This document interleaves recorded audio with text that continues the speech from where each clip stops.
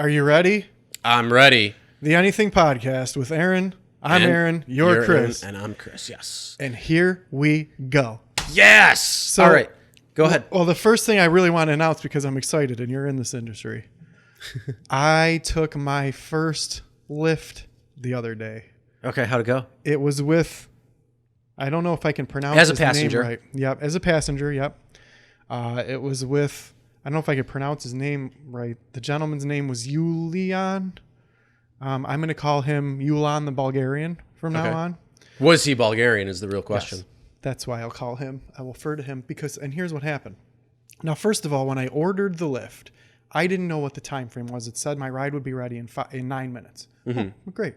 Well, he was there in 5 minutes. Yeah, it and I happens. didn't. Well, great. It was quicker than I thought, but I didn't even have my shoes on yet. So I looked out, and there he was. And here is my Lyft experience from door to door. Save that thought. Okay. Rule number one when you are doing Uber or Lyft as a passenger, order the ride when you're ready. And if you're not ready just yet, like you don't have your shoes on or something, and you order it, see where they are in reference to where you are being picked up. So you know, all right, yeah, that's really only a few minutes away. And then that way, when they get there, you're ready and you don't have to wait. Now, because I'm a beginner, can you see the location of where the driver is when you order it? Not when you order it, but once the ride connects with the driver. Okay. So when you know when he accepts I say, yes, I'll go pick that person up. Yeah. It will show where he is in relation to you. Mm-hmm. Wow. Well, it'll show you the GPS. Yeah. And then you can be like, okay, that's where he is. Okay. And then that's where I am. And then you can be like, okay, well, he's going to be there in, it's 4 minutes away or 5 minutes away. The time frame on there usually is pretty accurate too in terms of when you see the GPS. But before that, when it says, oh, your ride will be here in 8 minutes or something, that's probably going to give you a little buffer just in case there's traffic or anything that blocks it. Right. And I mean, I was ready. I did everything I needed to do before that. Got everything ready to go. I ordered it. And then it said 9 minutes. I'm like, I'm thinking around. I got the text. I'm like, oh, is there already? Okay. So I put my shoes on, went out there. He opened his door. He had a little minivan, and I got in. And this is why I'm telling you this story. The first thing he said to me was, Lyft told me this is your first ride. Mm-hmm. Now, first of all, I'm offended. I don't want them to know that I'm a virgin. Well, yeah, no, Lyft does that. Uber doesn't. Okay. I'm not sure the reason why they do that, but they do that for the fact that they want to try to make sure you have a good experience. Yeah. And so you'll come back because they're like, well, you're your first time rider. So if you've done this on Uber, maybe we could give you a little better edge. Yeah. And then that means you'll come back and you'll be a repeat and a loyal customer. Yeah, I just thought, like, how does this guy, like, why he's, this says you're for the first time because he's Yulan the Bulgarian. Uh-huh. Right. So then the second thing is he said, are you Jewish? And that's the second thing he said to me. He goes, hey, man, well, this is your first ride? Oh, okay, welcome. We got to have a good time. Are you Jewish? And my God. Well, now, for those out there that can't physically see me, I'm darker complected. What are you talking about? Go on YouTube. It'll be on there. It'll be up on YouTube. But for our listeners, at some point, for our listeners who've never seen me, I am darker complected. I have dark hair. I have dark skin. Well, hold on, time out. People can see the picture on on everything, so they at least know. Yeah, I'm the dark one. Yeah, I'm Aaron the dark one, the darker one. I'm Italian, everyone. I was born of Italian descent. I'm actually probably 52% Italian, and I've got some Czechoslovakian, but I've got my mother's looks. She was Italian. But nobody ever guesses that. We live in America. It's a melting pot. Who knows where everyone's from? But so he asked me. Well, is he really Bulgarian then? Well, he said that, are you Jewish? And I said, no, I'm Italian American Catholic. I was raised as Catholic Italian. I want to know that I'm Italian. And he said, oh, I'm American, but I'm from Bulgaria. Mm-hmm. And then the whole time, on the whole way there, he talked about the American fake brainwashing news. Oh, you Americans are all brainwashed. You go to any other part of the world, you'll see real news.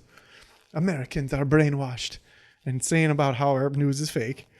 Oh, And being well, with- I'll 100% agree with that, course. because the one thing you can do is you could turn on BBC, because we're so close to the border, and get a whole different kind of news on that than the American style news on any of the main channels, even including like local channels.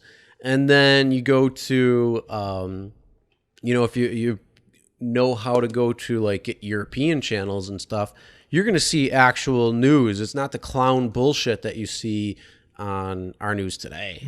Yep, that's exactly what it is. But he spent all the time about talking about the difference between, Europe and U.S. and just talked to me the whole time.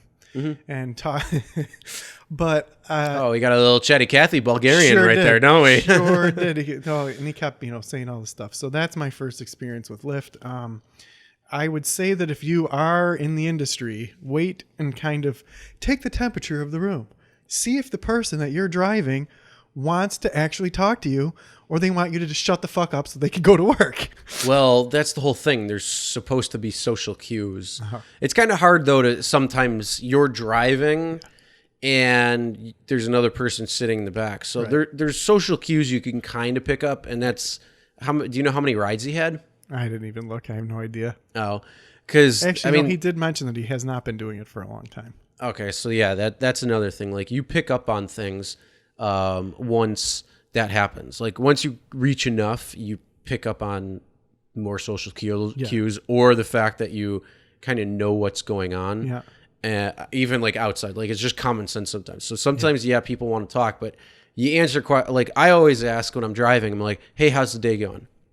If they respond where they're talkative, cool. Yeah. That means they're going to talk. If they just give you like blah, whatever, all right, I just don't talk and I don't really care. Like sometimes too, at first, it's like people get anxious during these silent adventures, you could say. Awkward silence for sure. And it's like, just throw the music on a little bit.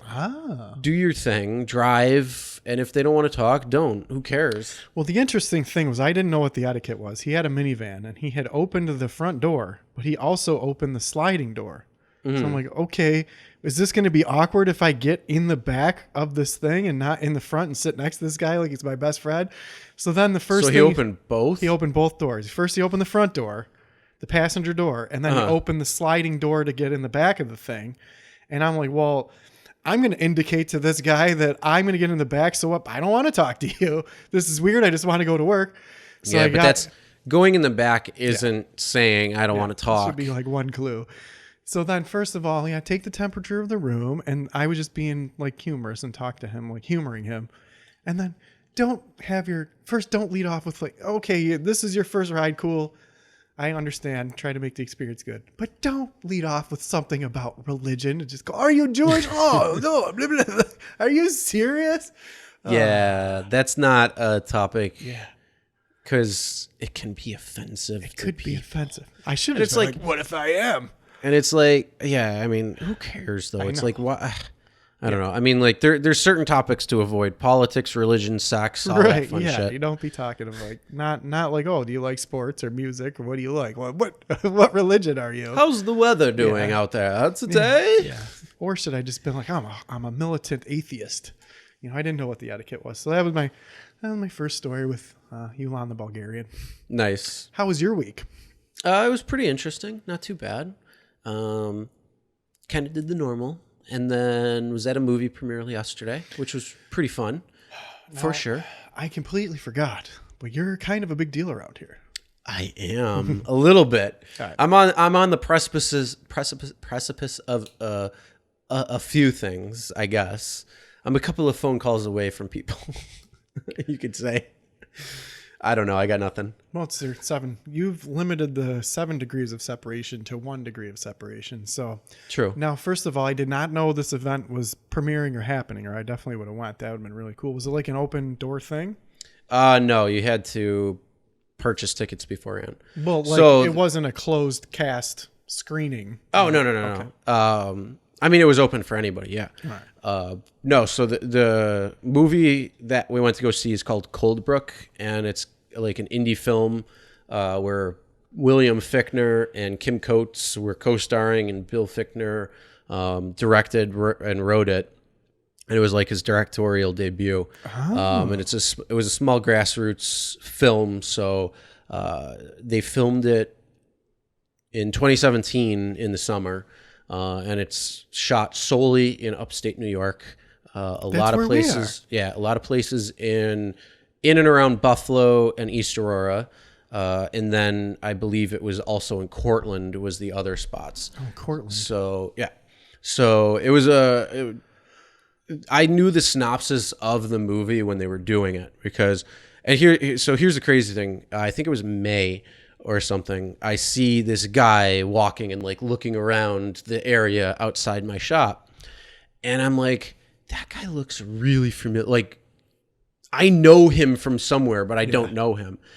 And it dawned on me, and I'm like, holy shit, that's Bill Fichtner. And I'm like, I didn't know his name at first. But I look up and I knew the movie he was in. I'm like, oh my God, that's him.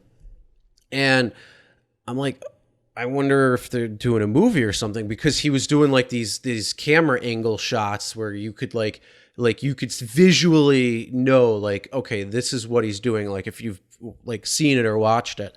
And I don't know, maybe a week later, a scouting agent came into the shop and was like, hey, yeah, we're looking at doing a movie, and a couple people came by and saw this place and wanted to use it in the film. And so that's kind of like the start of it. And I'm like, yeah, that's cool. Let's, and sure as shit, I found out, yeah, it was Bill Fichtner, and he was doing that. And this was in May. Then in July, they come by, do like a pre-production before they start filming everything. And so we met a little bit like one-on-one and had a pretty cool time. Then they filmed like a week and a half later or 2 weeks later or something. And it was a whole half-day shoot where they were doing inside and outside the shop. And it was cool because the scene was supposed to be a coffee shop. But because we're a tea shop, he's like, I like it. It's better that way. We're not going to change anything. We're going to keep it exactly as is. And then they just, during the film day, they put in a couple of different things for, visual aesthetic and all that stuff, and changed it for goodness of the camera, which is fine, whatever. But yeah, they did not do anything different with the shop. So the stuff you see outside, the stuff you see inside, that's all our shop. And then me and my girlfriend are actually extras in that scene too, where we're sitting outside.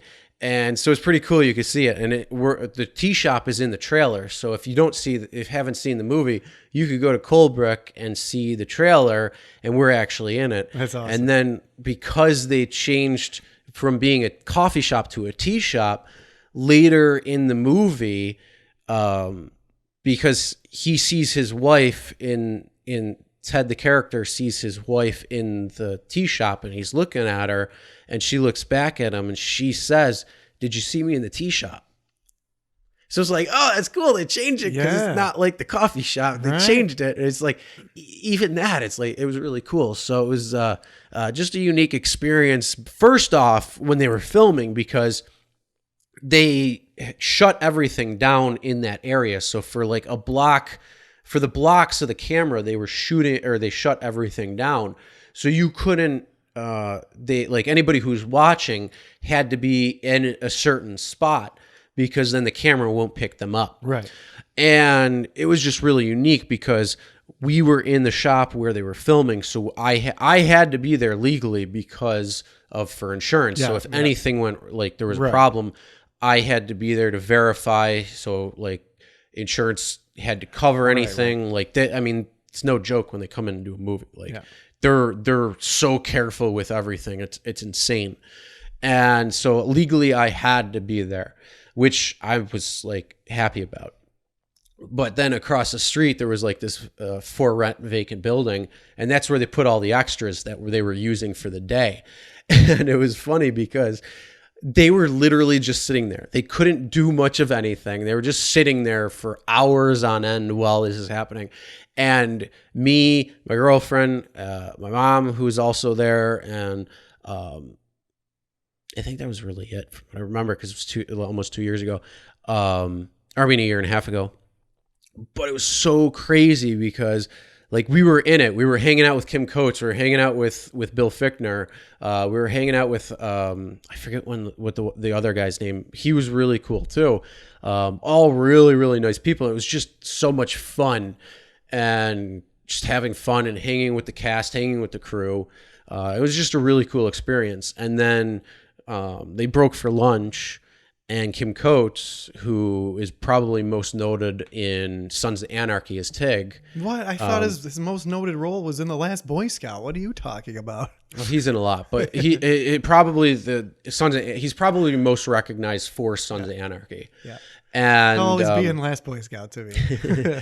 well, he was also in Black Hawk Down, and that's how him and Bill Fichtner actually met. Oh. Was in Black Hawk See, I don't Down. remember much of that movie. I just remember in Last Boy Scout, he's the dickhead guy that's punching, I think it's Bruce Willis in the face. Uh-huh. And it's like, boom, bah! Yeah, I remember that. And you know, it's funny, Bill Fichtner's in Armageddon as well, who was with Bruce Willis Yeah, too. yeah. See? So it's kind of, I mean, it's all these overlappings, but so that's how they met. Okay. And they just became real good friends. And so this past weekend, they're here premiering it at the theater where they did a couple of shots as well too. And so they premiered it at that, even though they've done it at a couple of different film festivals to kind of get the ball rolling. And it's available on different on-demand services. I know you can rent it on Amazon Prime. It's not on Netflix from what I saw. And it's not on YouTube. I don't know if it's on Hulu or any of the, I don't know where else it is, but I know it's on Amazon Prime. So if anybody wants to go see it, it is in select theaters, and but it's a really good movie. And like I said, it was just crazy because you see part of it, and you see the production, you see everything that goes in on it, and it was so much fun. It was like you were part of it, and then because I was the owner of the location they were shooting at it, like they're the actors and the crew and the cast, but they elevate you in terms of making you feel comfortable, making you happy in that. And it was just a wild experience. So it's like I can understand how some actors and people can get swept away in the realm of it, even though it was like a half a day shoot and all this stuff.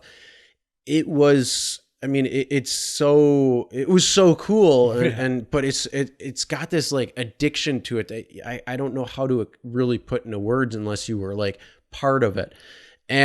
But what was really cool was Kim Coates. When they broke for lunch, he comes up to me and he's like, "Hey, everybody else is kind of going to lunch. I just kind of want to rehearse my lines for tomorrow and all that, and just eat lunch. I'm gonna get a couple of I want to get lunch for a couple of the other crew. Is it cool if I stay here?"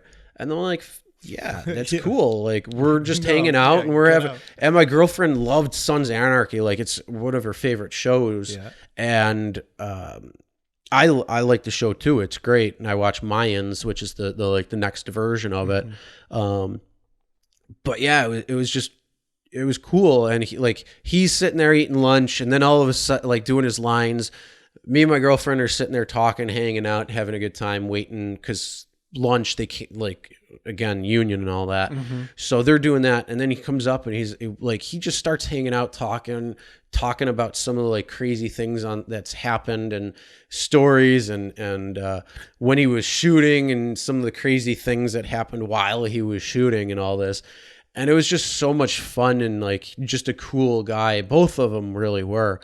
It was just this cool experience. And then finally yesterday was the culmination of watching not only what was happening at the shop, both inside and outside, but the whole movie itself. So you saw now how it tied in. And then it was cool because they were both there. So they did the introduction. They showed how the movie came to be, how Bill's thought process was on it. Watched the movie, good movie. Like, it was a really cool movie. What's it about? Like, what's the premise of it? So it was a guy, or it was two, I'm sorry, it was two guys, two best friends, just normal, average Joe Schmoes, with their families, who just had fun with life. Not really anything more than that. They are maintenance to a museum where a shipwreck artifacts come in, and all of a sudden they witness this person there, and they're like, you can't be there. And this video of them goes viral, of them, and then they become like these local hometown heroes.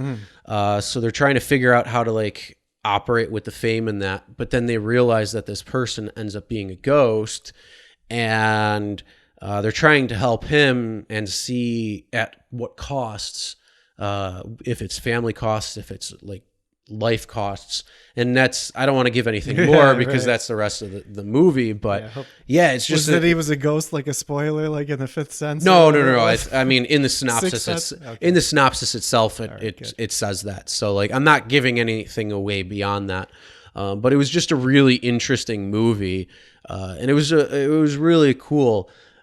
Then there was a Q&A after with the both of them, and then after that Q&A, we were able to go get pictures, talk to them in just a few minutes, real quick. It wasn't, I mean, you had 500 something people at this theater.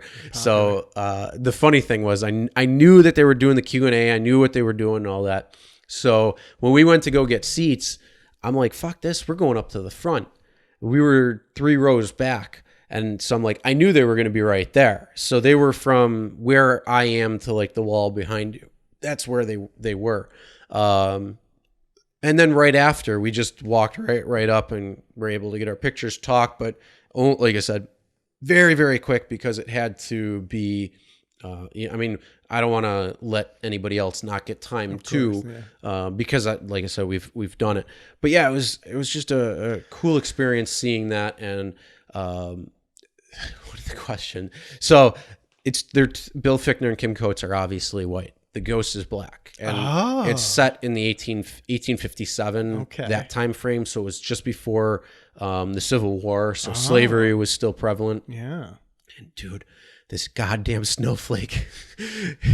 One of the questions asks, "Is this a movie about reparations?" Oh. And I'm like, oh my! I go to my girlfriend. I'm like, I'm like, what a snowflake! What the fuck is that? Why would you say that?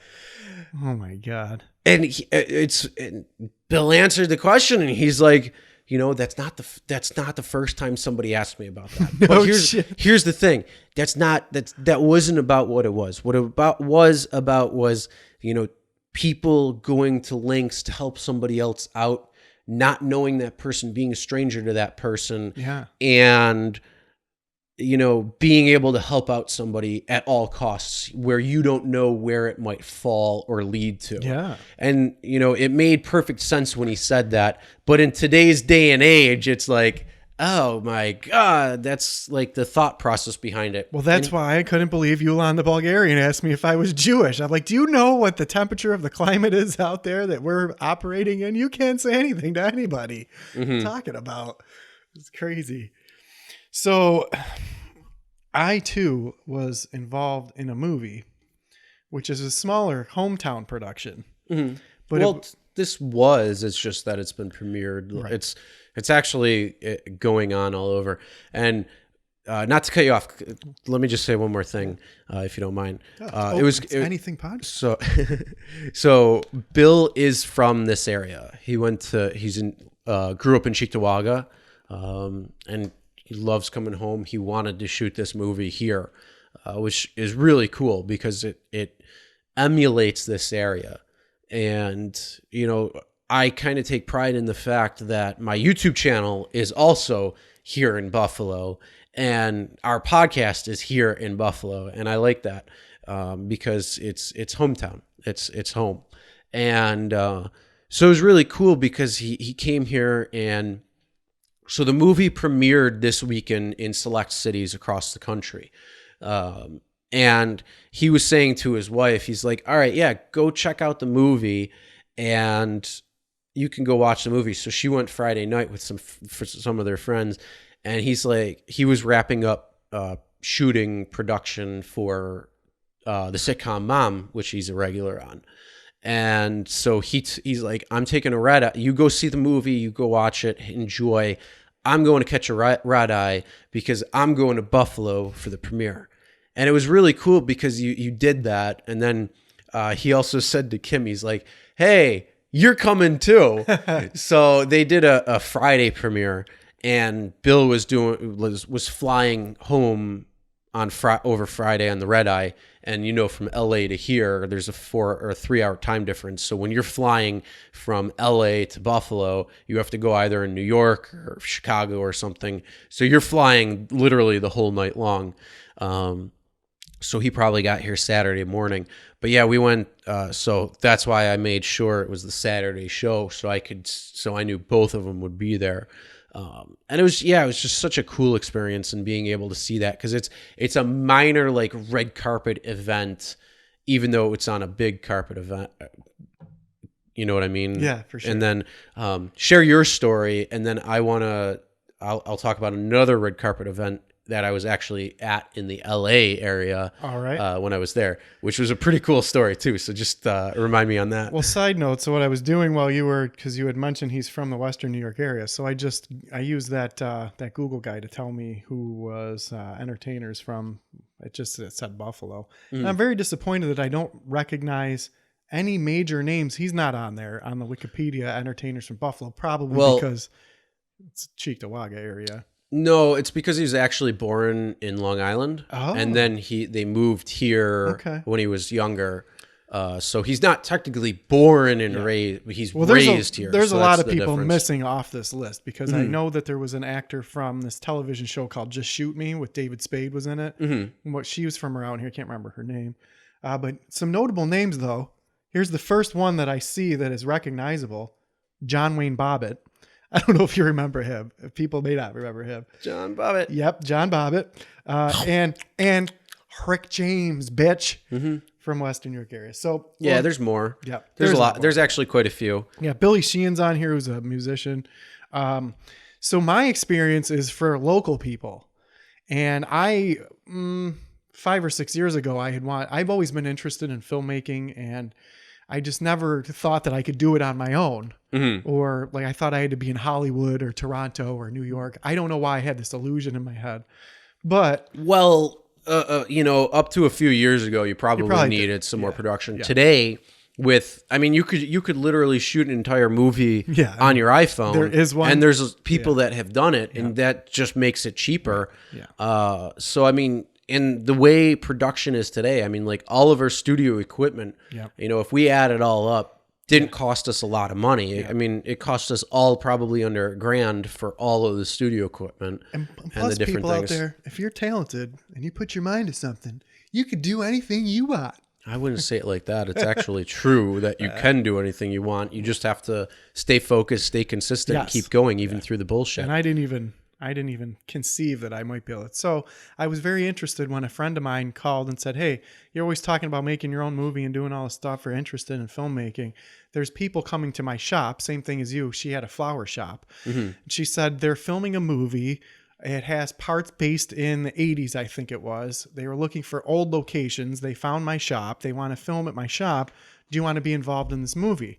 So I went there, and all I did was hold the boom mic, but it was very interesting to see how they're just amateurs, but even they were very concerned with angles. There's things that I learned when you're producing something that I would have never had that. Anyway, it was fun. I don't know if the movie has come out yet, so I don't know the name of it, but I learned a lot too. But so what my job was to do was hold this boom mic, and when the person was talking, I would tilt it that way or would tilt it the other way because it was the conversation between two people. I did an excellent job, and I learned some things. I was going to be an extra in the movie as well, but their person who was supposed to do the scene the next day had to go back to LA for something, and I don't know if they actually finished completing the movie, but I will tell you another thing. One of the actors that was playing, he was playing an older gentleman. He was Irish. He was probably, I would say he was at least, he might have been 80, right? And he was telling me about all the different sets that he'd been on. It was great. Well, then there was another woman who he was having a conversation with. She nailed her lines, and watching someone deliver the performance that she delivered was just such an inspiration to me, because when you see someone do it in real life, like, wow, this is real acting. And she's just an amateur actor, but she read all of her lines over. She practiced her method. She was an older lady as well. Mm-hmm. And the Irish gentleman was very good too. But the way that she delivered her lines and projected her scene was just great. And I felt it. It was heartfelt. I mean, bravo to her. If the movie ever comes out, I'll have to call that. Maybe we can have him on our local podcast here. So that's my movie experience. Nice. Much bigger experience for you. You're a little bit, because I mean, not only was the shop in it, but I was actually in it. Yeah. I mean, as an extra, obviously. People, it's a professional production. I would have loved to be involved in something like that. Oh yeah, it was. I mean, it was real professional, because like Bill Fichtner is he's not. I don't think he's ever had a really like leading role or like been the top guy, but he's done a lot of roles, a lot of good movies, and he's always been good in his movies. Same thing with Kim Coates. Yeah. The Dark Knight he was in. Yeah, he was the banker in Dark Knight, and one of the craziest. So, all right. So I'll tell you my story also too about in LA when there was a movie premiere. So, me and my girlfriend at the time and our friends who was a couple, me and the other girl both graduated college at the same year. So we're like, all right, let's go. Well, I forget I don't remember. We're like, all right, well, fuck it. Let's go to Disneyland, hang out, have a good time. We're going to go to California. We'll go to Hollywood, all that good stuff. So we go there and we go to Disneyland, and Disneyland has two parks. They have the Disneyland, and then they have California Land, or whatever the hell it's called. And then in the middle is kind of like where you could go on either end of the park, or pick either parks. So what movie would be premiering in Disneyland while we're there in 2007? I believe it was. I don't have the children's, and I'm not up. Was it Anastasia? No. Was it, what's the icicle one? The ice lady. Frozen? No. Was it, what's the other one? This is a live action real movie, not a. Because you said Disney, and I forget that Disney owns everything. Disney owns it. I keep forgetting. But this is a live actual movie, not an animated movie. In 2007. In 2007. I think it was 2007. I'm pretty sure. Iron Man? No, that came out in 2008. Okay. And Disney didn't own. Yeah, you're right. That's Marvel. Yeah. Them yet. What is it? Tell me. It was Pirates of the Caribbean 3. What? So it was crazy because we're there. What's that one? At World's End? Yes. Yeah. Oh. So we were there, and we're going through the park. We're in Disneyland, and it was crazy because like Pirates of the Caribbean is just a really cool ride. So we're there hanging out, and then all of a sudden we see this giant stage, and there's not like film stage right there. And we're like, what is going on? And we found out, oh, they're doing a movie, the movie premiere. That like the actual red carpet premiere is happening there. And so we're like, oh shit, that is freaking cool. And we're like, oh, can we get tickets? Like, so we went. It's like to the place there. Like, can we get tickets for it? And they're like, no, it's been sold out for like months. You're not gonna get them. Yeah, of course. And we're like, fuck, man, come on. If we would have known, we would have tried to get tickets beforehand. So, as I was saying, like so they shut down Disneyland early. I think it was, I don't remember what time exactly, but they shut it down early. But California Land was still open. So we leave out of Disneyland. I think we went to California Land for a little bit, for whatever, and then decided, well, they're red carpeting premiering this. That means they're coming through this area. And sure enough, they had everything roped up, set off, roped off. The red carpet literally was sitting right down there looking at everything. You could tell that they were setting it all up for it. So we're like, fuck it, let's stay for a little bit. So we were able to watch them like go through the line to go in. So we saw some of the cast of the crew. I saw like Keira Knightley, Orlando Bloom. We actually saw them like right there. It was actually like, we weren't part of it. We weren't in it, but we were right there able to see it and say like, holy crap, that's happening right now. So it was actually really cool to see that aspect of things too. Yeah, that's really cool. I never see stuff like that because I live in Buffalo. Mm-hmm. I don't get to see any of the highfalutin things. It's very exciting. All right, are you ready for a pivot? In a second, talk All to right. the good people because I got to go do something real So quick. here's my favorite thing. I decided that I wanted to. Maybe I should wait for Chris to come back to talk about this stuff so he can hear my my jokes. But I really wanted to. I love comedy. I love stand-up comedy. There's a lot of really good stand-up out there, but what you should do is go on YouTube and check out real rideshare stories. If you go to YouTube and check out real rideshare stories, then you're going to see stories that are real of ride shares. Now, I told my story about Yulan the Bulgarian. And just to elaborate a little bit more, not to keep talking about it, was my first Lyft ride, but when I say that he talked to me, it wasn't just casual conversation. He was so excited and literally talked to me boisterously and vigorously the whole way to my place of work is probably about 15 minutes away, only 10 minutes away from where he picked me up from my domicile. But he was talking about the difference between Europe and American culture, where the one thing we talked about was the news being fake, and we're being fed a bunch of fake bullshit. And I do check out news from around the world because everything in America is skewed. So you should definitely do that. But then we talked about immigration and traveling and religion. For some reason, I'm talking about religion with my Lyft driver. So that's my rideshare story that is not on Real Rideshare Stories, but you can go to YouTube and check out Real Rideshare Stories to see real stories about rideshares. That's great. So now that you're back, I wanted to keep... I am back, yes. Okay, so I love comedy and I love stupid comedy, and we'll see what you think about this when we're talking about reporting news. I love stupid comedy too. So, I love headlines, and here's some headlines for you that were in the newspaper. We hate math, says 4 in 10 Americans, a majority of the Americans. That's what the headline is. We hate math, say 4 out of 10 Americans, a majority of the Americans. They hate math, a majority of them, 4 out of 10. Apparently that person hates math too, because I hate math, so the majority is now 4 out of 10. Yeah. Now, homicide victims rarely talk to the police. Homicide victims, they rarely I hope so. Rarely Pleading talk to the police. fifth. Yep, dead people talking to the police rarely. I don't know if you knew this. Oh, homicide victims. Yes, homicide victims. I It's thought headlines. I'm Headlines in the thinking. paper. No, I know. I'm thinking you're saying homicide of people they think that actually did it. Oh, yeah.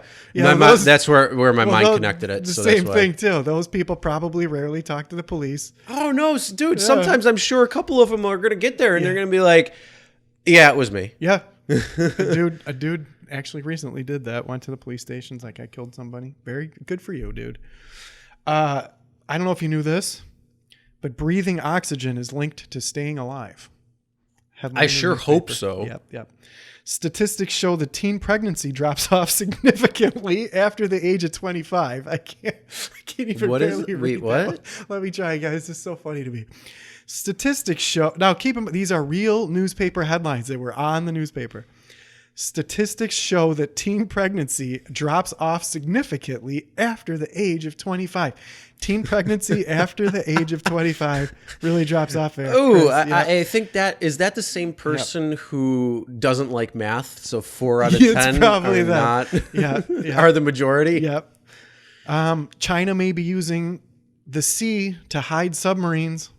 Watch out for them, China. They're using the sea to hide their submarines. I don't know about them, but I would use the ocean. Yep. Marijuana issue sent to a joint committee. Man, that's a nuclear explosion would be a disaster. Yeah, of course. Federal agents raid gun shop, find weapons. Well, obviously. Yep. World Bank says poor people need more money. The World Bank says poor people need more money. I'll continue. Man kills himself and runs away. Man kills himself and runs away. Northfield plans strategic plan. Bridges help people cross rivers. There's a shocker. One-armed man applauds the kindness of strangers. The one-armed man applauds the kindness of strangers. Bugs flying around with wings are flying bugs. I don't know if you knew that. Tiger Woods plays with own balls, Nike says. That's hilarious.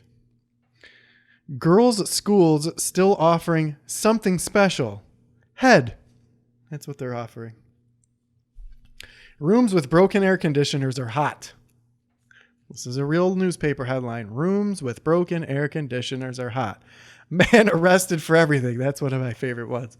Man arrested for everything. Survey finds fewer deer after hunt.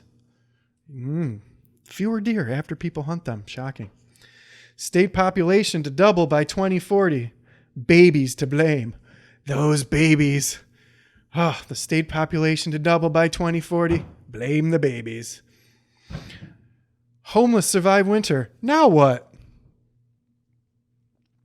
Most earthquake damage is caused by shaking. There's a shocker.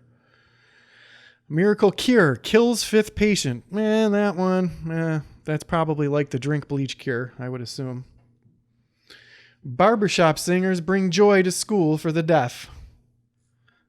Now, I used to drive, and when I used to drive down the highway, there would be a sign that said, if you can't read this sign, please call this number.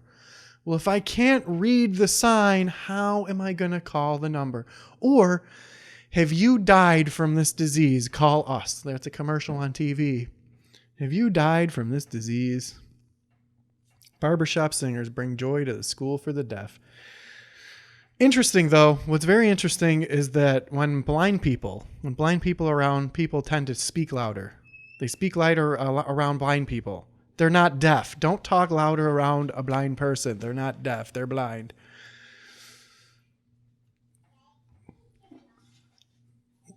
Greenland meteoroid might be from outer space. All right, I am back. Yep. I'm sorry, I had to take a moment away. So Now, did you know that Mississippi's literacy program shows improvement? But the joke is that Mississippi is spelled wrong. Scientists to kill ducks to see why they're dying. Kill the ducks to see why the ducks are dying. That's all I have for real newspaper headlines, but pretty hilarious. I like them all. nice. Yeah. Now, I was saying that I used to, when driving, there used to be a billboard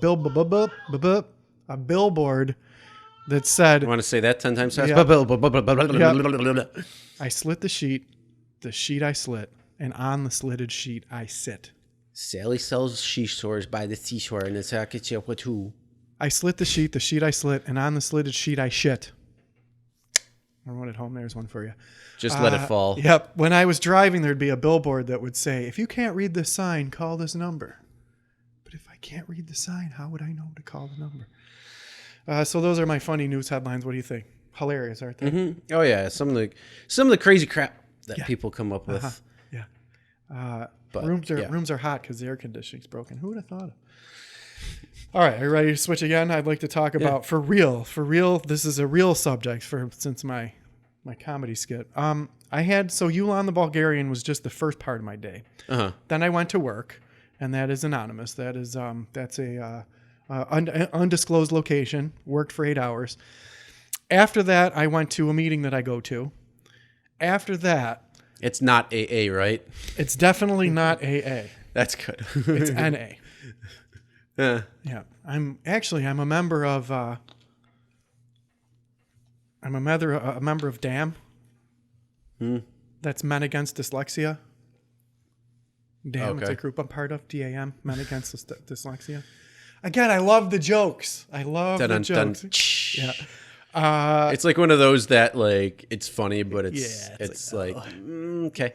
All right. No, Yeah. I mean it's funny still, Yeah. but yeah, I think, is that the definition of a dad joke? probably. So for real though, so I went to work. You on the Do you Bulgarian. groom your sperm and be like, "Hello, little sperm, are you doing okay today?" Because you don't have kids, even though dad joker's right there, Why did the sperm cross the road? so they could get to the egg. I put the wrong sock on this morning. Heyo. Another joke. All right. Gross. So I went. Squish, Yep, squish. Yep. Yulan the Bulgarian. Worked for 8 hours. Went to this meeting that I go to. A person that was, my car was broken down, and that's a whole other story. We could talk about how dumb I am in a minute. But I had to go pick up my car at the shop, and the arrangement was, I will drive you to pick up your car. I'm going that way anyway, but what I'm going there for is for an after party for the mayoral electoral race, or whatever you would call it. Mm-hmm. Now, this after party, and this person was sure that their candidate was going to win. It was going to be an exciting party. They're going to win, and we're going to have drinks and good times. Everyone's be happy. It was in an ice skating rink. Now, for our people who are not previous listeners, I grew up playing hockey. Very good at it. It's probably the best thing that I'm good at in my life. So after I turned about 19 or 20 years old, I discovered girls and rock and roll, and decided to focus on those things in my life and just completely abandoned sports. And for some reason to this day, I can't even watch sports. I have no interest in them. I don't know what happened to me. And you would think it's weird. It's like that slingshot, or like where you get like just pulled back so far, and then it's like whoosh, the other way. Yep, that's exactly. And I mean, nothing wrong with that. Yeah, it's Like, really weird. It's just the way it is. Yeah. But here's the crazy thing. Yeah, you discovered girls. Yeah. But usually people get disorganized because they start discovering masturbation. Oh, that's true. They're like, Yep. oh, well, Yep. yeah, not. I don't go to sports today. I want to touch a titty. Yeah, that's exactly it. Yes. Yeah. So Do you remember, hey, speaking of titties, do you remember how awesome it was, like, the first time you touched a tit? yeah. And you're like, oh, that's so nice. Yeah, it was like a heavy bag of sand. Well, what the fuck were you like holding it like a cup, or were you not what you actually do? like? No, I mean, Oh. like. But here's. I thought you're supposed to tune them like a radio. Yeah, you tune it like a radio. Yeah. Scanning now. Yeah. No, I don't remember bad experiences. I think boobs were great. I don't know. It's been a long time. I love them. Yeah. I So love grabbing ass though too. It's like nice, soft, voluptuous, Don't nice remember what grabbing that's ass. Me likey.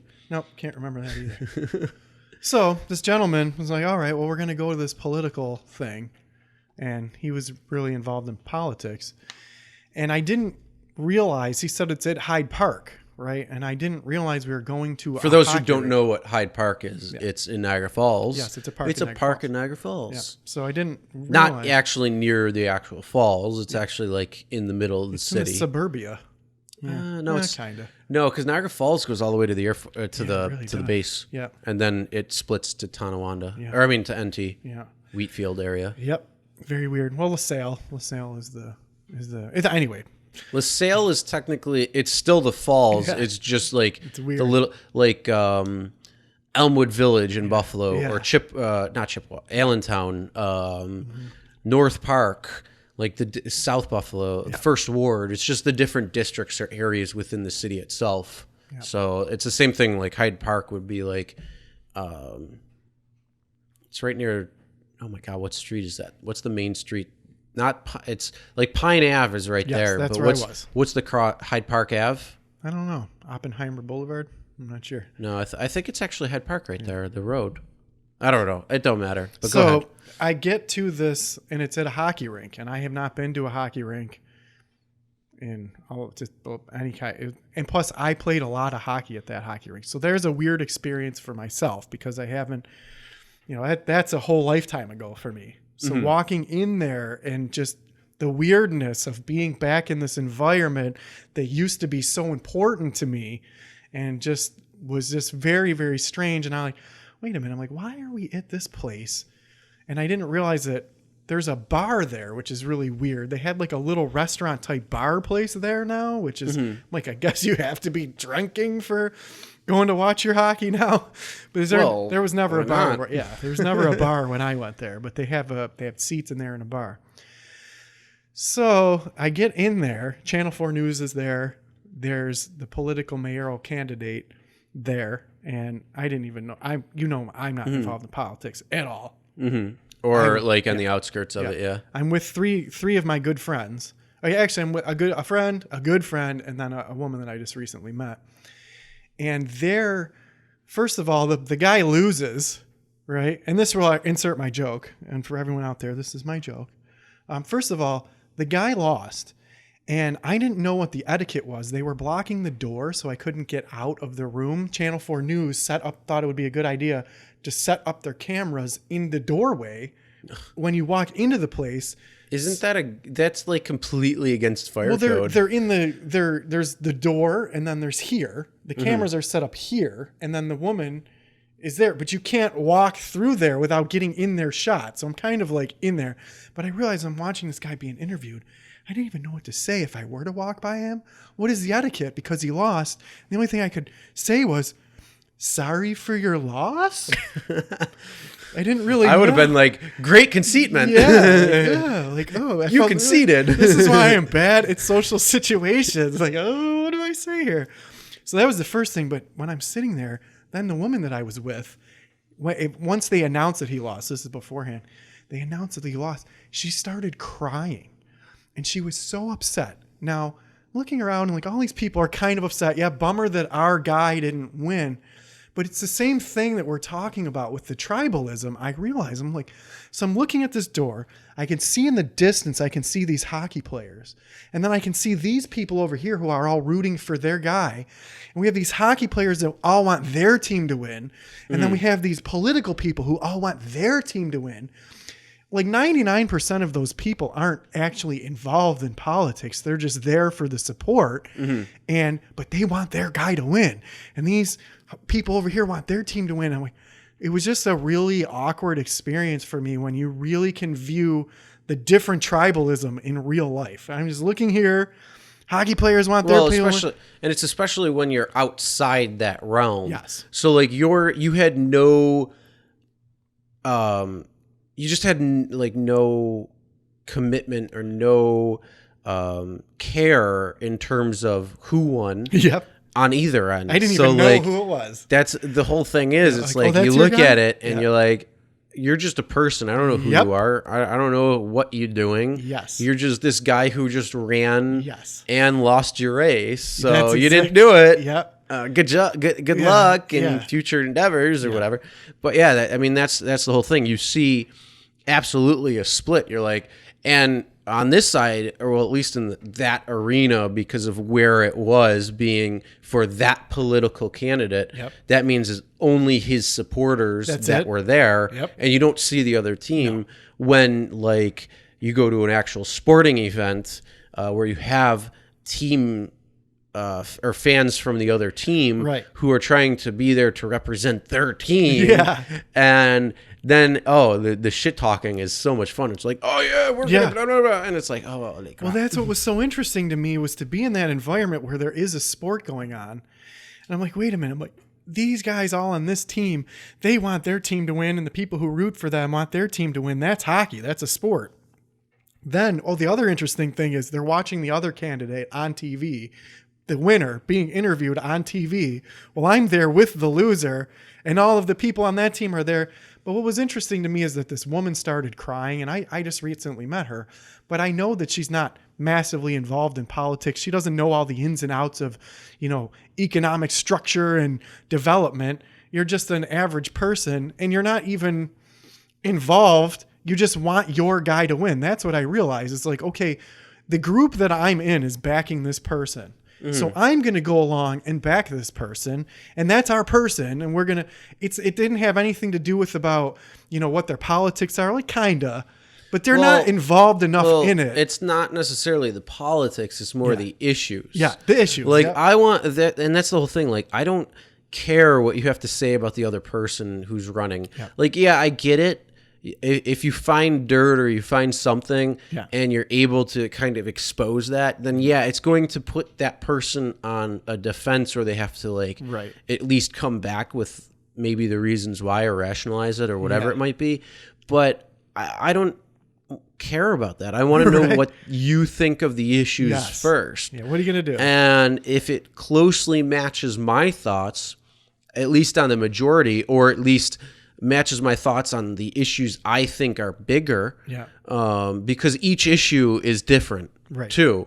Like, I don't care pro-life, pro-choice. Right. Like, I don't care. I'm a guy. I don't Yeah. have that, Right. I don't have that need to pick. Yeah.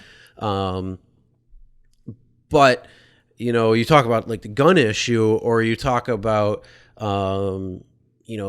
how to fix the crumbling infrastructure, anything like that. Yes. Those issues will affect me much more directly Yep. than somewhere else. So it comes down to the whole thing of saying, okay, well, how is your view on that issue going to align with my views?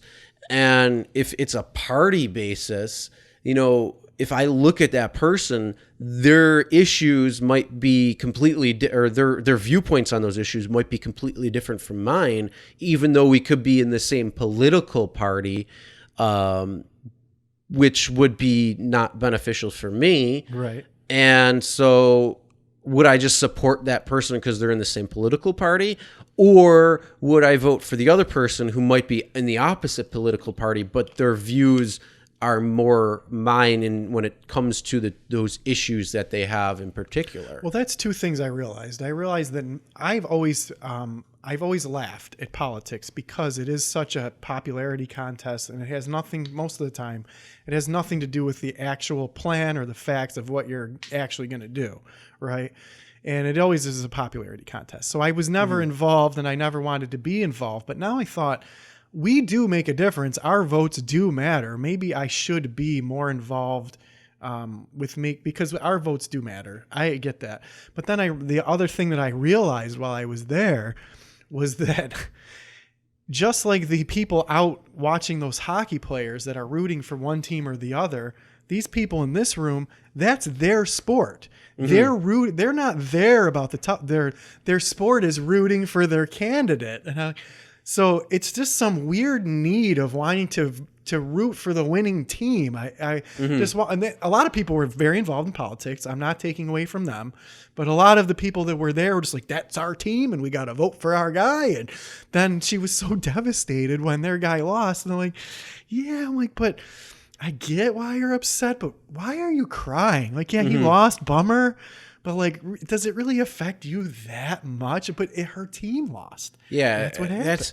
I never weird. understood that too. It's like, but and I don't really watch sports. I'll watch the Bills and I'll watch the Sabres and that. Yeah. But that's just because it's fun. It's a pastime. Right. It's entertainment. That's what it is. I'm not taking away. When I was at your shop, I was waiting. This Buffalo, I think it was a Bills player or somebody, did one of the most awesome moves. Oh yeah, it was the Bills. Yeah, it was the Bills. Mm-hmm. It was the Bills Miami game. Yeah. When they did that onside kick. Yeah. Yeah, the onside kick. Yep, that was an amazing move. That guy was extremely athletic. Like, wow. Like, but I'm not like, oh my goodness. Like I'm like, okay, that was pretty cool. Good for that guy. People get so like, that's my team and that's my guy. Did you see what he did? I'm like, well, that's what I was saying. Yeah. Like, I'll watch it for if I have the time or the ability, I'll watch it but I don't invest in it at all. That's the great and word for it, what's crazy is so many people are like right into it, and then it's this weird like cloud if they lose on Sunday, and then like Monday rolls around and it's like this weird doomy gloomy day. Yep. Because everybody's like, oh, the team lost. Yeah, oh. That's exactly and it. that like they just lost today against the Browns, and I mean, I had the game playing on in the background where I wasn't paying attention to it, and like I don't give a shit that they lost. Like, whoop de fucking do. Yeah. You lost to the Browns, who's 2-6. You're 6-2. You deserve to lose at that point, right? And it's like, well, the team itself isn't that good of a team. Like if you look at it, Right. if you look at them and you look how they play, they're not that great of a team. Right. Like they got lucky and they have a really good defense. Like they have probably the best defense in the league, Right.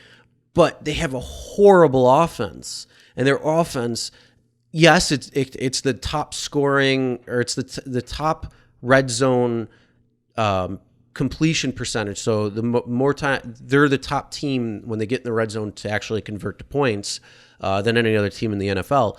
So that sounds like a great offensive stat, but overall the offense isn't that great. Otherwise, you wouldn't have lost 16-19 or whatever it was. Right. And it's the same thing with the Sabres. Like they're in I think it's like a 5 or 6 game losing streak right now. Like they're doing horrible when they started off really well. And it's just like everybody's just like, oh, they lost. Oh. And it's like, why do you let that dictate how you feel? Yeah. That's the craziest That's a great thing. description of it. Why is it like, and I'm guilty of this too, because I saw the Joker movie and the Joker triggered me. And I do get upset about some things. I got upset because I went to go see Pink Floyd The Wall, and Pink Floyd was very important to me in my life. And I'm now I'm getting a little bit older, I'm starting to think like, why do I value these things, right? Mm-hmm. But Pink Floyd was important to me, and I go to see Roger Waters doing his tour of The Wall, and I think it was 2012, and it was an amazing show and an amazing experience. And I tell people it was more like a play. You're going to see a performance, and it was great. So that's Pink Floyd for you. So when the DVD came out, I'm all excited because there were a lot of theatrics and special effects that I wanted to recreate when I watched the DVD, and they cut most of it out. So when they built the wall, there's a bunch of stuff projected onto the wall. When I got the DVD, they're focusing in on the guitar player and focusing on this, and they don't show any of that theatrics that I wanted. Or what really made me mad is they would focus on these people in the crowd. I don't need to see people in the crowd. I was so upset about it that I wanted to write Roger Waters a letter and say, "Dear Roger, I'm sorry for the loss of your dad, and great respect, blah, blah, blah. But whoever directed your movie, and I understand it's not you, whoever did the editing on this DVD that you came out with, I don't want to see some fucking weirdo in your crowd. Please provide me with the entire theatrical effect of the wall. Focus on the wall. Show me the wall. That's what I went to see." And then I realized, I'm like, okay, now that I'm older, I look back and it's the same thing of kind of like, why am I so upset about this? But the team losing is even more mind blowing to me. I would have to say that that's a little different. It is different because the team, you're not like on a team aspect. You're not on the team. You have no say on how the team operates, how they play, the plays that they run, how well they execute, whatever it is. If they score, if they don't, if they turn over the ball, if they intercept, whatever it is, you have zero control. You're not getting paid by the team. You're not part of the team. You only are a fan on the fan base. You are injecting money into them. Yeah, and you're not doing anything. And it's crazy because like they win and it's like, oh my God, it's like Monday's such a great day. Or like if the Sabres play like Friday, Saturday, and the Bills play Sunday, and in the weeks that they all win every game, it's like, oh my God, Monday's amazing. Hey, yeah, high five, this, that, and the other thing by the water cooler. And then, it's like they lose and it's like, oh, I got to sneak in some alcohol and pour it into the fucking hot chocolate that I'm drinking right now and just try to get through the day. And but it's crazy how like the endorphins and the dopamine rush that you get from your team winning because they won, but you have zero interaction with it. Like even if you go to the game, you get that feeling like, oh, God damn it, mother. That's exactly it. And it's like, it's crazy. But in with that aspect, like you had an expectation because you went to it and saw the visual, and that's what you saw. Right. And that's what you wanted to relive because our memory sucks. Yeah. And you only can remember so much. Yeah. I just wanted to because recreate the experience. that person's creative difference that made you upset at it. Yeah. Not that. So that's, I wouldn't say is tribalism in any way. Well, there was it's a not even the 20-foot same. naked woman dancing. Who wouldn't want to see that? Well, nothing. Yeah. But I mean, that's not tribalism in, No. in its terms. No, That's, definitely That not. was what imprinted on you by going and seeing Yes. the wall, and you said, "I want to be able to relive that. I want to be able to see that." So, oh my God, this came out, I'm and it still just angry didn't about meet it. your Yeah, expectations. Roger Waters, because if you're out there, they effed it up. Yeah, please send me the footage of the wall. I don't need to see some dude in the crowd. Much respect for you. You're an awesome guy. I just watched your interview about Julian Assange is his name. I really respect you on that, and I'm with you. But your DVD, bad editing, dude. Sorry.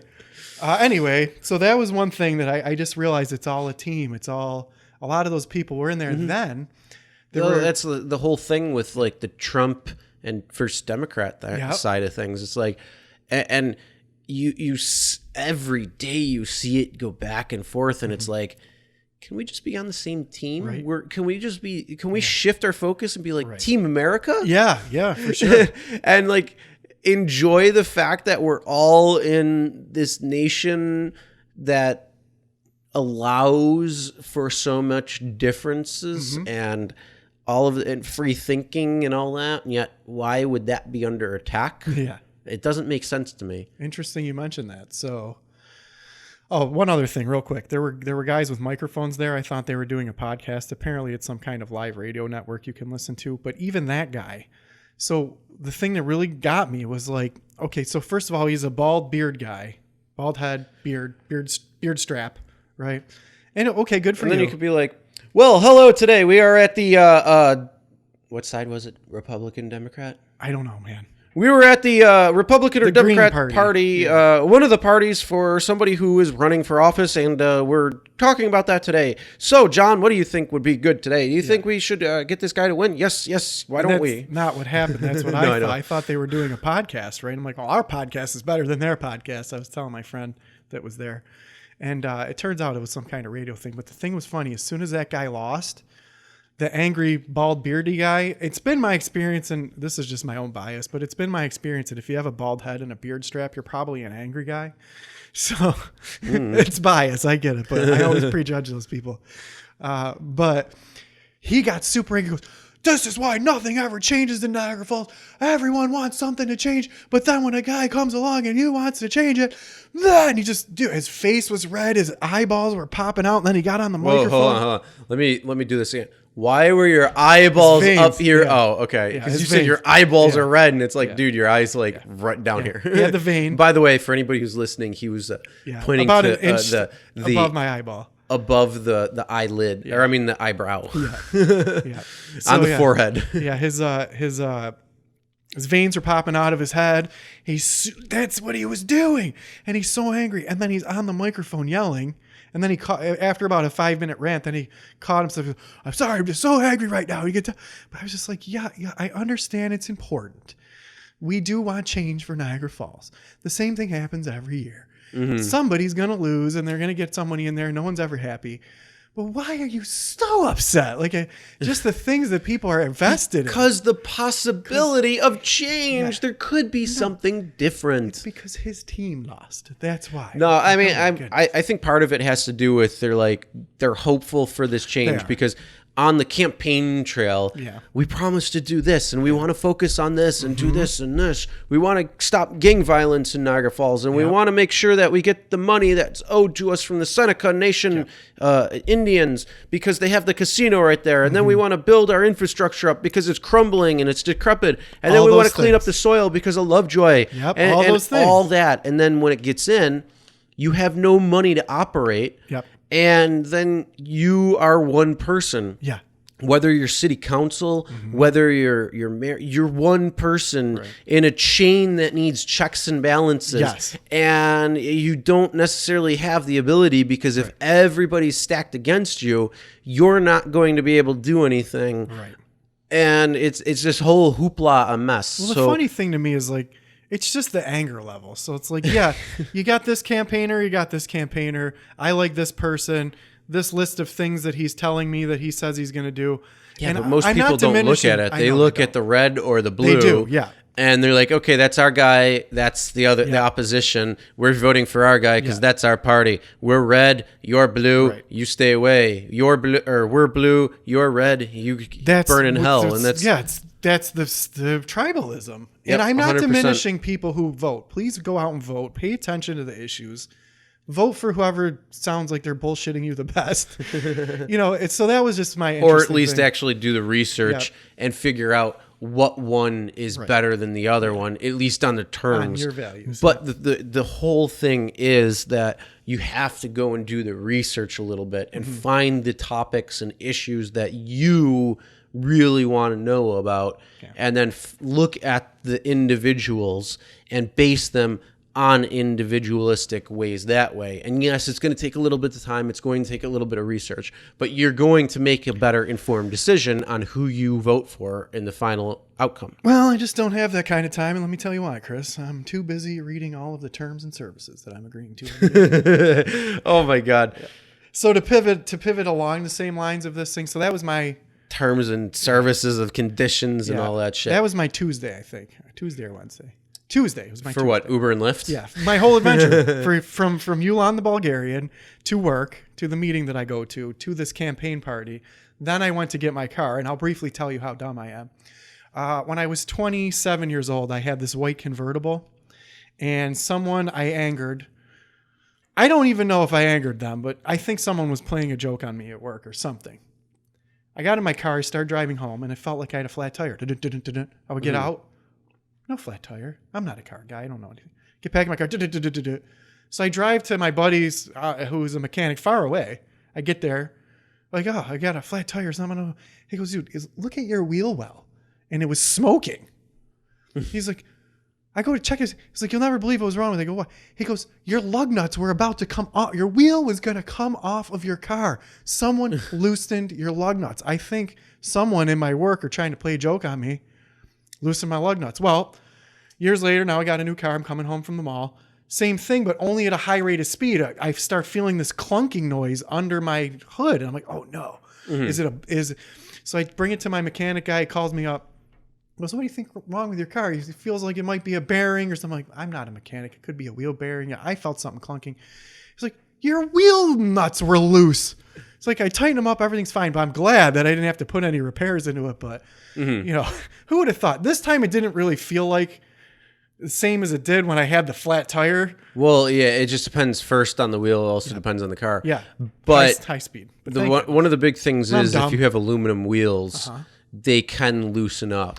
And so the big thing is what you're supposed to, after you take them off, if you do tire rotation or change them or do brakes, or anytime you take them off, you're supposed to re-torque them after about 50 miles. Okay. And then you do have to recheck them 9,000 time over PSI? time. Okay. So it does happen. Well, if you look at my wheel, this is what I should have realized. The person who owned the car before me could not get one of the lug nuts off and thought that it would be a good idea to blowtorch it.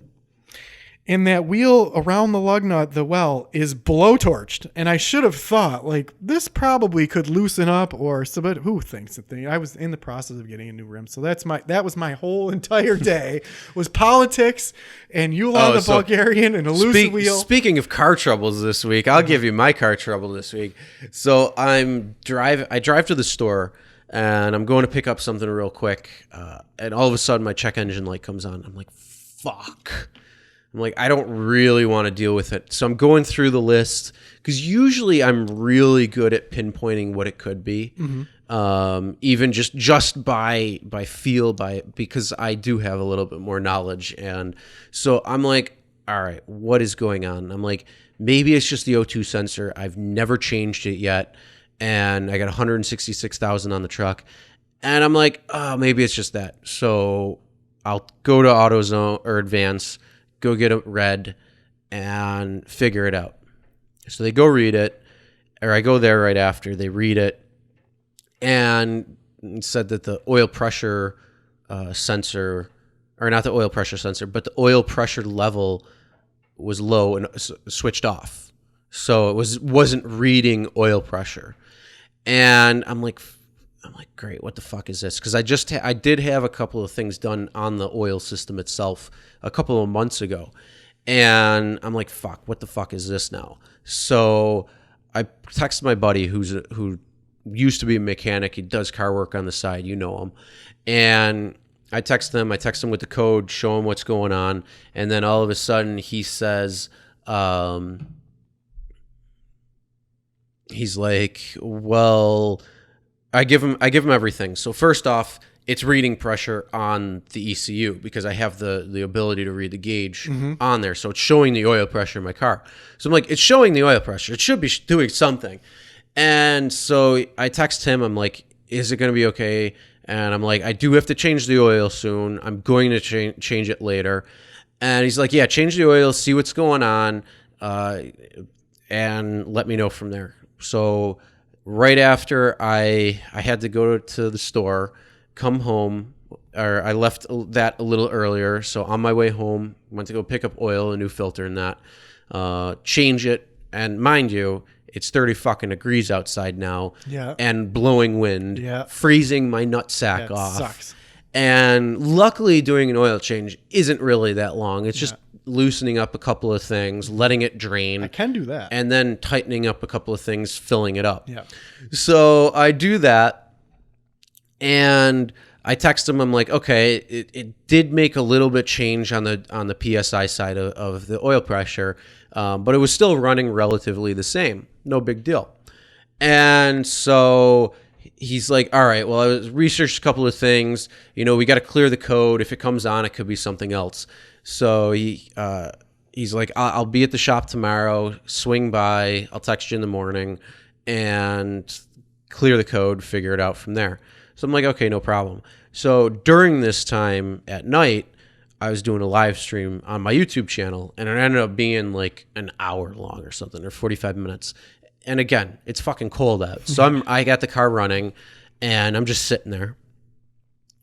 I didn't even look to see if the engine light went off or anything. But then the next morning when I leave and go out, the check engine light's off. And I'm like, oh, hallelujah. Yeah. I'm like, praise the car gods, because I don't have to actually fix anything on the thing. And it ended up just probably being the filter got clogged up. Now, I change my oil roughly every 5,000 miles. Sometimes I go a little over. This one was a little bit over. It's probably about 7,000. But yeah, it was. It was probably just the filter got clogged up. Something happened, which it happens. So I'm like, hey, I guess it just told me I needed an oil change, which is fine.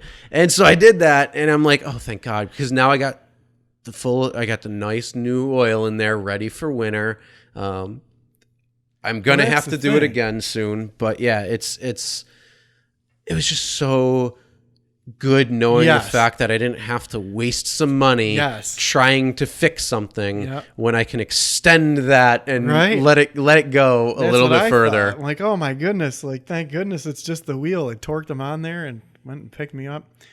Then talking about back to going for politics. So we had discussed earlier the idea of microdosing or just a complete brainwash with a complete, sanitization with some psychedelics. Now, I don't have any experience. I have been sober for 11 years, and I've drank in my fair share. I was definitely a party person when I was younger, and I heard a joke one time that's like, you know how when you drink one amount of a certain alcohol, this is for people of real hardcore parties will understand this.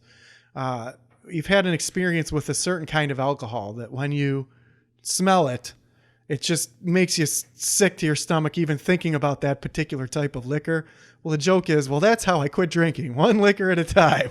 So that's why I don't drink Jack Daniels, because Southern one comfort night, for me. Oh, you know what? It's actually, if that's funny story. But first, so Jack and I had a really bad night one night, and that was the only time I ever blacked out, and the next day I was dead. It was so bad. And then anytime I drink it or come close to it, my stomach just turns. That's exactly what it is. Yeah. And SoCo, on the other hand, is pretty crazy because SoCo I can drink perfectly fine, and I metabolize that shit like crazy. Like I can drink a bottle of it in a few hours and be perfectly functional. And there was a time where that's what I was doing. So I was drinking SoCo, almost daily. Right. And not like probably an unhealthy amount. Sure. And, it was a bad situation where, it was a breakup and just decided to resort to alcohol and a couple of things. But, SoCo,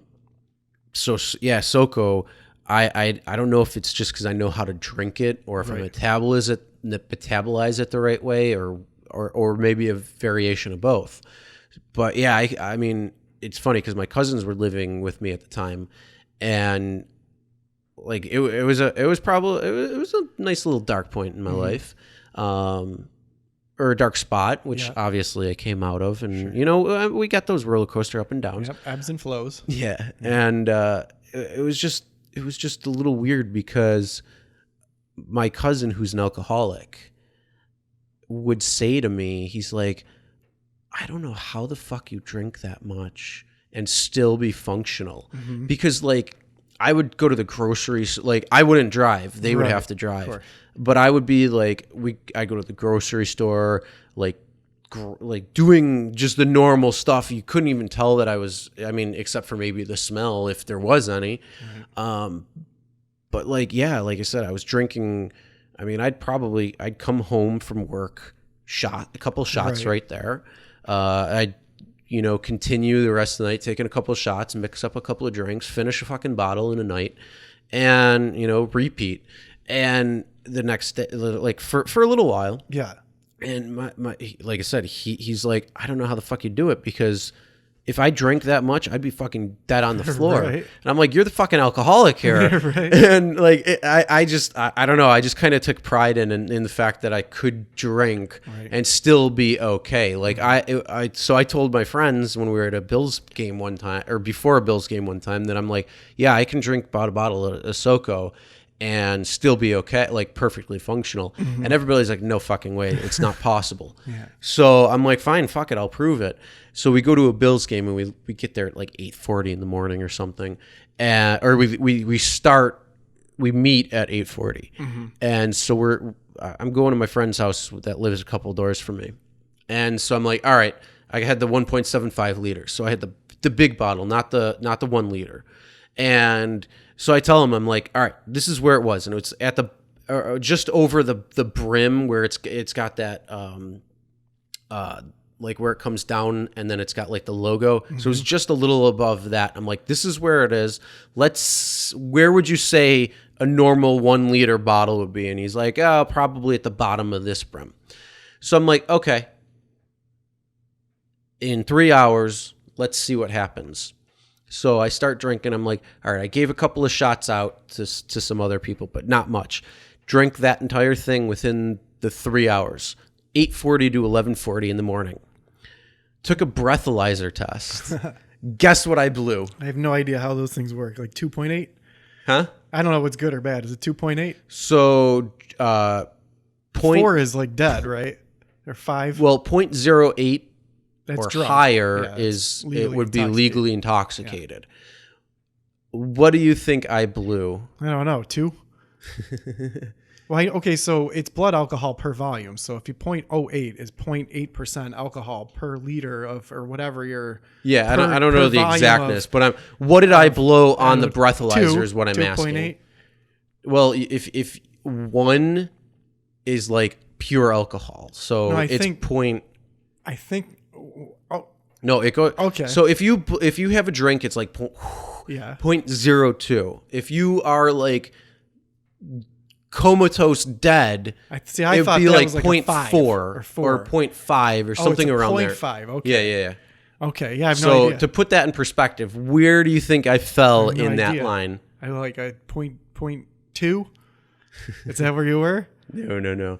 I blew, after that whole amount of alcohol, I blew a 0.05, which means I metabolized an entire liter of SoCo, or crazy. around an entire liter of SoCo, in the matter of 3 hours while I was continuing drinking. I had a .05 that I blew on the breathalyzer. I'm glad we're talking about this because now that, well, that's a great feat. But now that I'm a little It's bit a great older, feat, but here's the problem. That could say to anybody else, Right. anybody else could be like, oh fuck, I could drink as much SoCo as I want and still Right. get behind the wheel. That's the because problem. It's .05, so legally it's not not a DWR DUI. So I'm like, but I'd always used to operate at the 2 to 3 drink maximum over at least 2 hours. Yeah. So if I had 3 drinks, I had to be at the place for at least 2 hours. And how I would also operate would be I would drink my first drink nice and quick, get nice and toasty or fuel, whatever, if I even did, and then get my second drink and nurse the fuck out of that thing. And then if I finished it and we were still there, which would be like an hour or so later. So at that point, it would be back down to 0, even though I was sipping on it throughout the time, and then go to the next drink. But I would never go beyond that, and I would have to be at the bar for 2 hours. So even if it showed up on there, I would still be perfectly functional. But even that I don't like doing, especially with what's happened, around people I know and stuff like course. that. So, Well, I don't even like doing that anymore. So if I go out, DD or Well, the interesting thing to me also when I was younger, and now I'm a little bit older, it seems more weird to me as I get older. So there is the human nature of some kind of feat with how much you can drink. Like it's I can drink so much, but it's, first of all, it's dangerous. And why is it such a feat? Like, you're not doing anything, superhuman. So like, I can drink so much, but I mean, Well, I get it. it because probably I've comes been in down- that it- situation. yeah, but it probably comes back to that team mentality It thing, is, yeah. and that tribalism where That's it's exactly like it. because alcohol is known as the social lubricant, Right. so you need to drink in order to socialize, Yeah. or that's the But when common you're like, viewpoint I for can drink people. so much, and the people are like, no, you can't. Like, it's some kind of feat and it's actually dangerous. I watched a guy on Mm-hmm. the internet who drank a whole bottle of tequila, and he died. And you Oh, can yeah. die. And also, just back from my own experience, like, you are like, I can drink so much, and it's a competition, like everything for some reason, and you're chugging down liquor, but in the end of it, it's not. Whoop-de-doo, your body can metabolize something better than another person or worse than that person. Why is it a competition? Like, I'm starting to realize all these things, like the quest to get boldly trashed. Now, for me, Well, that's all, but think about it. You just said it with the competition. It's like, well, a lot of people, most people are not sports athlete stars. There's a And they're just lot of competitive. people. And so you want to be good at one thing, Yeah. and it's like, Good at well, drinking I can be another liquor. really good at drinking, and so other people are like, oh, let me see, and then it's you're like, that pride thing. it is- I can do exactly, it. and that's Yeah. what it comes down to. It's that pride. Yeah. It's so, but I mean, it's just so, it's such a non-issue now to me. Like, I don't whoop-de-doo for you. But the other thing was, I was a different drinker where it was the quest to party. So like, the whole thing was, you would go to party somewhere, and no matter what you're doing, you're going downtown, you're going camping. The quest was to party and have a good time with your friends or whatever you're doing, and get boldly trashed, right? So I thought from growing up that when we see all these outside influences, and there used to be even commercials on TV where, you think that, like, when you're raised, we're looking at all of these outside influences. And for me, I grew up on music and a lot of commercials, but you were in that, this party mode. You get into these party modes where, I've got to go out and have a good time and get boldly trashed, and that's how you have fun, and that's fulfilling, and don't miss out on the experience. And, everyone's, teenage young, but, I think I was kind of really misguided on what I thought fun things were. And, getting wasted with your friends is fun.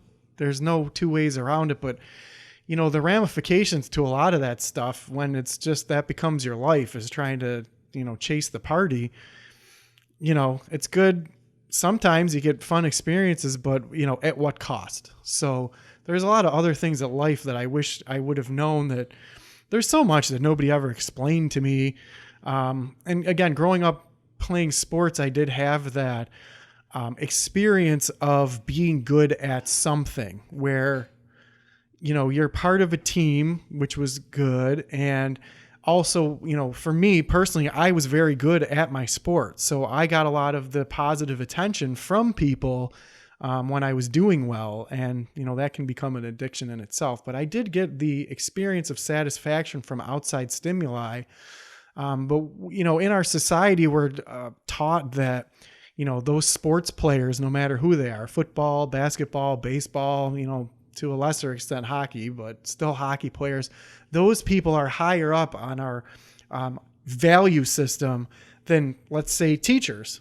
You know, teachers are valuable in our society, but they're not as valuable as the top of these professional athletes. And it's the same thing when it came to partying. You know, in my mind, going out after the sports were over, going out and experiencing these things with my friends or having a good time or having that, what I perceive to be the things that are fun in life was very important in my value structure. Now that I'm older, you know, I'm really re-evaluating what is really important in life, what is going to fill your cup. So anyway, yeah, I was a different type of partier where it was just chasing the party for me. And then the negative consequences to that, so here's my Southern Comfort experience. I was drinking when you're young, you drink all sorts of different kinds of liquor. Oh, yeah. Well, I drank so much Southern Comfort, probably like a handle, with a half gallon of it. I remember coming home and just being so wasted. And, you know, I fell down in the front yard. I'm holding on to the earth to keep from flying off the planet. It sounds you know? like the first time I got drunk when I was 14 years old. Right? I got passed out in the fucking ground. Yeah. It was great. Oh, man. So, yeah, it's one of those drunks where I'm crawling. Now, I locked myself out of my house. So then I'm drinking hose water to try to sober up. And then just the puking and the puking and the puking when you start projectile vomiting all of that liquor out. And then I woke up in the morning and it was probably one of the first hangovers I ever had where I'm just horribly head wound. And then from that time on, every time I smelled that liquor or was around it, it's just back to that horrible time. I've been blacked out like 2 or 3 times. One of them, Mr. Boston's did it to me where I blacked out. I was at a Red Hot Chili Peppers concert where I blacked out. And that's about it. Other than that, no matter how wasted I ever got, I would always at least remember the night before that. I would remember. It was maybe like somebody else was doing all of the actions to go here, but I would never black out to where I didn't remember or wasn't, you know, I did black out twice. Then once I got to be 27, I just woke up so hungover one day that I lived in an apartment complex. And I went out the front door and went out the back door to look for my car because I wanted to get chicken noodle soup. I was so hungover. And then I go, wait a minute, my car's not in the front. I didn't park on the street. And it's not in the back parking lot where I normally park. Like, oh man, did somebody steal my car? Am I going to have to call the police? And I'm so hungover and I just want chicken soup. I walk to the grocery store and figure out what's going on. I walked to the grocery store, got some soup, stumbled my way back home. Like, oh man, I really think someone stole my car. And I was like, did I have the presence of mind to drive home? I never drunk and drove, which was great. But I did have the presence of mind that I forgot that I parked my car at the bar. So I had to nurse myself back to health, hungoverly walk all the way back to the bar to see if my car was there. Thank God it was still there. Come home. But then I wasn't only sick that day. I was sick the next day to where I had to call in sick from work and then partially sick the day after that. And I'm just like, you know what? I just don't want to do this anymore. I can't do this to myself. So I stopped. I just quit drinking. And it was weird because also a thing that is interesting that my friend went through, that whole year that I was really starting to quit drinking, I was super paranoid at the bar that people would like judge me negatively for not drinking. It wasn't the fact that like, oh, I need a drink. First, when I went out there, when I started going out and the that's bar, the tribalism again. Well, it's a team mentality that's the where whole they're thing. thinking that Yeah. I need to be part of the crowd and they're going to ostracize me if I'm not drinking with them. Exactly. At first, I had to get over the fact that there is always the mentality like, oh, I'm in a group of people. I have to drink to have a good time. That was a thought for a while. Like, okay, well but then once I got that out of my head, after a couple times of going out, it's even more fun. I remember the night and I remember going to concerts. So Then I was paranoid that someone else was going to be like, "What the fuck's wrong with you? Why aren't you and then force me to drink or ostracize me, exactly like you said. Then I realized these people are so busy getting wasted and caring about themselves, they don't give a fuck what I'm doing. And some are just trying to get laid. Yeah, so they're like, of course. Well, everyone. hey, lady. Yeah. Hey, pretty lady. Can I? Yep. And the funny thing was, later on in life, a friend of mine was taking a medication for a while. He goes, "Oh man, this could be really difficult. I can't drink for 6 months." And I'm like, "Dude, I've been sober. I think at this time, been sober for like 8 years. I'm a professional at this, man." I'm like, I'm here for you. Whatever. He goes, "Well, what about when you go to the bar and people are going to force you to drink?" I'm like, "Dude, I thought that when I quit drinking, people were going to be like, 'You got to drink,' or 'What the fuck's wrong with you?'" I'm like, "Dude, no, what, trust me. Nobody cares." There's only one person that I know of, and you know too, that did that. That's and true. We cut them out of our couch. We did. We had to. You're exactly right. Have you, by the way, the good news, I have not heard from that person neither. in, I don't know, months. Yep, so gone with hopefully the wind. they finally realized, picked up the trail that of the nonsense that we were giving. Gone with the wind. Hey, man. But no, actually, I kind of want to turn the topics a little bit pivot. to health. Okay. And so some of the things with health. All right. And I just watched something about it. Can we talk about it? no, well, I want to talk about myself first. Okay. Of course. Well, anybody who's watching, they might see this little gut that I kind of got going on, which is so bad and not something I'm proud of. I don't want to interrupt you, but you're interrupting me right now, I was. Can I say something just real quick though? Just to a warning to all those people who are 29 years old. You're gonna go to bed at 29, and when you wake up when you're 30, you just have a belly. It just happens overnight. And that's all I wanted to say. No, I mean, not really true. Mine was later. It happens though. When I was coming for you. No, when I was 30, I was probably about 180. But this summer, I kind of just didn't care. Like I wasn't working out like I normally was. I wasn't eating the same way. I wasn't taking the vitamins and that. And I put on quite a bit of weight. So I almost tipped the scale. My highest I got was 209. Wow. And that was last month. Wow. So it was actually the 14th, I believe, of October when I did this. And it's Sunday, November 10th right now. So, I mean, like, I wanted to eat properly and work out and do cardio. And, I got to a point where it's like, oh my God, like, clothes aren't fitting they should. And I don't want to get new clothes because I have good clothes. So I'm like, all right, something's got to change. I'm being fucking cheap right now. I'm going to eat better. And overall, I just didn't have the same energy. I just wanted to kind of sit, relax, not really do anything, lay on the couch, watch YouTube or whatever. And I didn't like that. And then one of the big things too was I just didn't feel good. Like my body itself just wasn't as it should. I was like I was an alien living in my body where my body wasn't my body. Right. And so I was not happy with that. And it just wasn't good.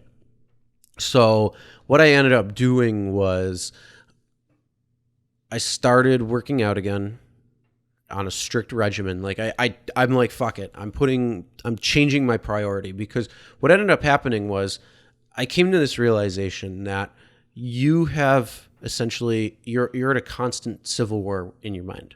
Your mind is always at war with itself. Yep. And it's going to say yes, and it's going to say no on anything. So it's going to say, I want to do this, and it's going to say, I don't want to do this. And if you don't want to do something a little bit, it's going to that no, I don't want to is going to get louder and louder and rationalize this and that. And so when it came to doing cardio, it's like, oh, I don't want to do cardio. I don't feel good. I don't feel like it. And the crazy thing was why all this came about, besides the fact of how I looked and I wasn't happy, but the real strike of the key right there was I was at the playground with my daughter, and trying to do like the monkey bars and that, it was like, holy shit, I thought I was like semi in shape because I was still semi working out but just not eating healthy. Yeah. And then I start, and this was late summer, so maybe September region, maybe a little early. It was like August, end of August, right there. And I'm like, holy fuck, I'm out of it. Like I my daughter's almost 2. I gotta get the fuck back in shape. Like I can't do this. And like I said, at this point, then now things just weren't working right, and I was feeling like I was an alien in my own body. Right. And so I had to step back, and I'm like that voice in my head that said, stop and don't do that. And you don't have the time to do that, or this, that, and the other. I'm like, shut the fuck up. I'm doing this whether you want to or not. And that voice kind of quieted down. Like I took it over. And so I hit my highest point just in middle of October, and this was right after vacation. I was on vacation for a week, so I was just eating, laying around, not doing anything, which to me I was okay with that. I just needed to veg out, relax. I was running on other ways, so it was just good to chill and not do anything. And I'm like, all right, when I get home, we're gonna start getting this going. So I started working out more regimentedly.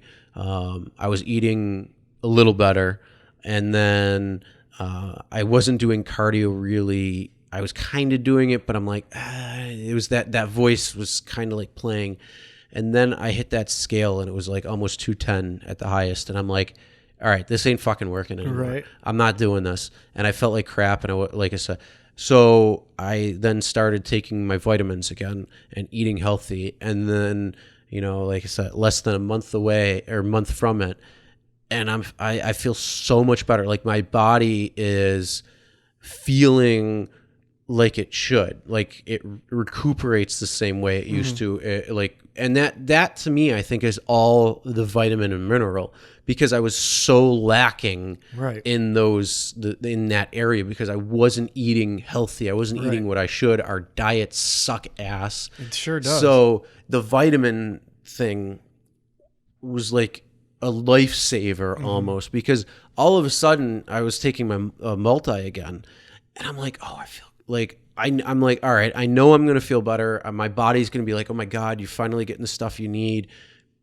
And I was right. Yeah. I started taking it on that regimen, strict now. Like I'm making sure I take it every single day.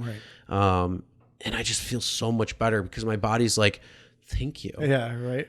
Thank you. And then I'm eating healthy. I cut out sugar. The only time I eat sugar is when I go out for breakfast on Sunday mornings, and I get chocolate chip pancakes, and I dip the fucking syrup the shit out of them. But that's the only time I eat sugar. That's the only time for a little while, cut out soda, cut out everything else. Don't really eat carbs either. And so now I'm doing cardio much more strict. Yesterday I had a couple of things going on, so missing it here and there is fine, but I'm also at the point too where it's like I'm not missing it now. So like after I finish a podcast, after we finish up, I'm going right on the elliptical, doing 30 minutes strong, and then tomorrow morning, and just continuing to do that. And the beautiful thing was, I know how you lose weight, and I know how long it actually takes, and how much effort goes into it. And it's like I got so far out of whack, and it's like, oh, I'm finally reeling it back in, and I'm so happy, and I'm proud of myself. And I weigh myself every single morning right when I wake up. And I don't wear anything when I'm doing naked, because one, you're going to get the true weight. Like your clothes can always weigh differently. So you always do it naked, same time. And I don't care what the number on the scale really says when it comes to working out and losing weight. But in this case, the number has to go down, because I know where I have to be and what I want to look like. Yeah. And I'm so proud, because I hit under 195 earlier awesome. Today. Yeah. Today it was 194 on the fucking nose. Yeah, proud of you. And I'm so happy, because it's dialing it back, which means I'll also weigh myself sometimes at the end of the day after I eat dinner. Yeah. For the last time, to see how the fluctuations throughout the day are with eating food, drinking water, excreting, both sides of the coin, I guess you could say. And so I do it then too, and kind of see where I'm at. And it's like, yes, or the other day I was at the high point, I was under 200 pounds. So I'm like, my weight fluctuation is now under that 200 mark. Good. Yeah. And I'm so happy, and I feel fucking fantastic, and I'm getting my energy back. And even though it's a small amount of weight that's being lost, it's just amazing, because like I said, you feel so much better, and cutting that sugar out and cutting that carbs out. I mean, the carbs are one thing, to lose the fat, but like you want to eat carbs just overall. But holy fuck, man, I feel so much better. So my goal, to do it safely. I don't want to have like heart issues or bone issues or depletion of something. Right. So I'm doing it a healthy way. I'm probably going a little bit harder, but I can, because I've done it before when I trained to do a bodybuilding show. So I'm trying. I want to where I was, and yes, over the next 2 months, we have a couple of big things coming up. We have Thanksgiving, and then we have Christmas, which means all those parties, all those cookies, all the fun shit, all that. And so I've given myself, when I indulge, I don't hate myself. I'm like, I shouldn't eat in that. Like I look forward to Sunday. I'm like, fuck, I'm eating my chocolate chip pancakes. I'm enjoying. I don't give a fuck. And so I did this morning. I'm like, yes, I felt great. I was happy about it. But like Thanksgiving's coming up, and everyone's like, why are you going to do a diet now? I'm like, because I need to get back to my weight. I need to get down to where I am. So my goal is I want to be at 10% body fat, or 8 to 10% body fat, which means you got your abs, you got some veins popping out. I feel good. I look good. Energy is going to be fantastic. I'm not hurting if I'm walking or anything. My body wasn't designed to hit 200 pounds. Yeah. That's my body. Other people can be at 200 and be perfectly fine. But my body, my style, my size, all that was not meant to hit 200. I hit it, went past it. My body said, fuck off. So now my mind is like, just fuck it. Just get fat. Eat what you want. It don't matter, because it's so goddamn addictive. Like sugar is addicting. And so I said, my mind was made up, and I wasn't taking shit for it from from the quiet mind saying, nah, don't do it. Forget about it. Fuck it. And I told that side to shut up, and I did. And it stopped giving me problems. Yeah. And so I won that battle, and I'm so happy. But yeah, so my goal is by Christmas, New Year's range, I want to be around 180. Which I can do safely. I can do, and around 180 will put me back to where I was about 2 years ago. No, about 2.5 years ago, where I was, which will make me extremely happy. 2017, yeah, about mid 2017 time, I was about 180. Boom. And I'm going to be happy with that. But I want to keep going, because still I can go down further. And I want to get down to the 160, 170 range. Depending, I'm not sure exactly where that range is going to be, because it's got to depend on the body fat percentage and muscle. Because muscle obviously weighs a lot. And I'm a pretty built guy now that I've worked out quite a bit over many years. But yeah, I just got to say, for anybody out there who's struggling sometimes to try to make the change and try to, to just feel better, if you're feeling like crap, if you're not, tell yourself, shut the fuck up when it tells you not to. Make those changes, because trust me, if you do it and you stick to it, even though it's just a little gain right now in terms of a milestone, it still means a lot, because it puts you into this perception that says, now I can tell my body shifted again. So I know its metabolism picked up. I feel good. So anybody out there, if you are struggling with something, just tell your mind to shut the fuck up, and you're doing it. Make that decision and be happy about it. Well, it's interesting that you mentioned that, Chris, because first of all,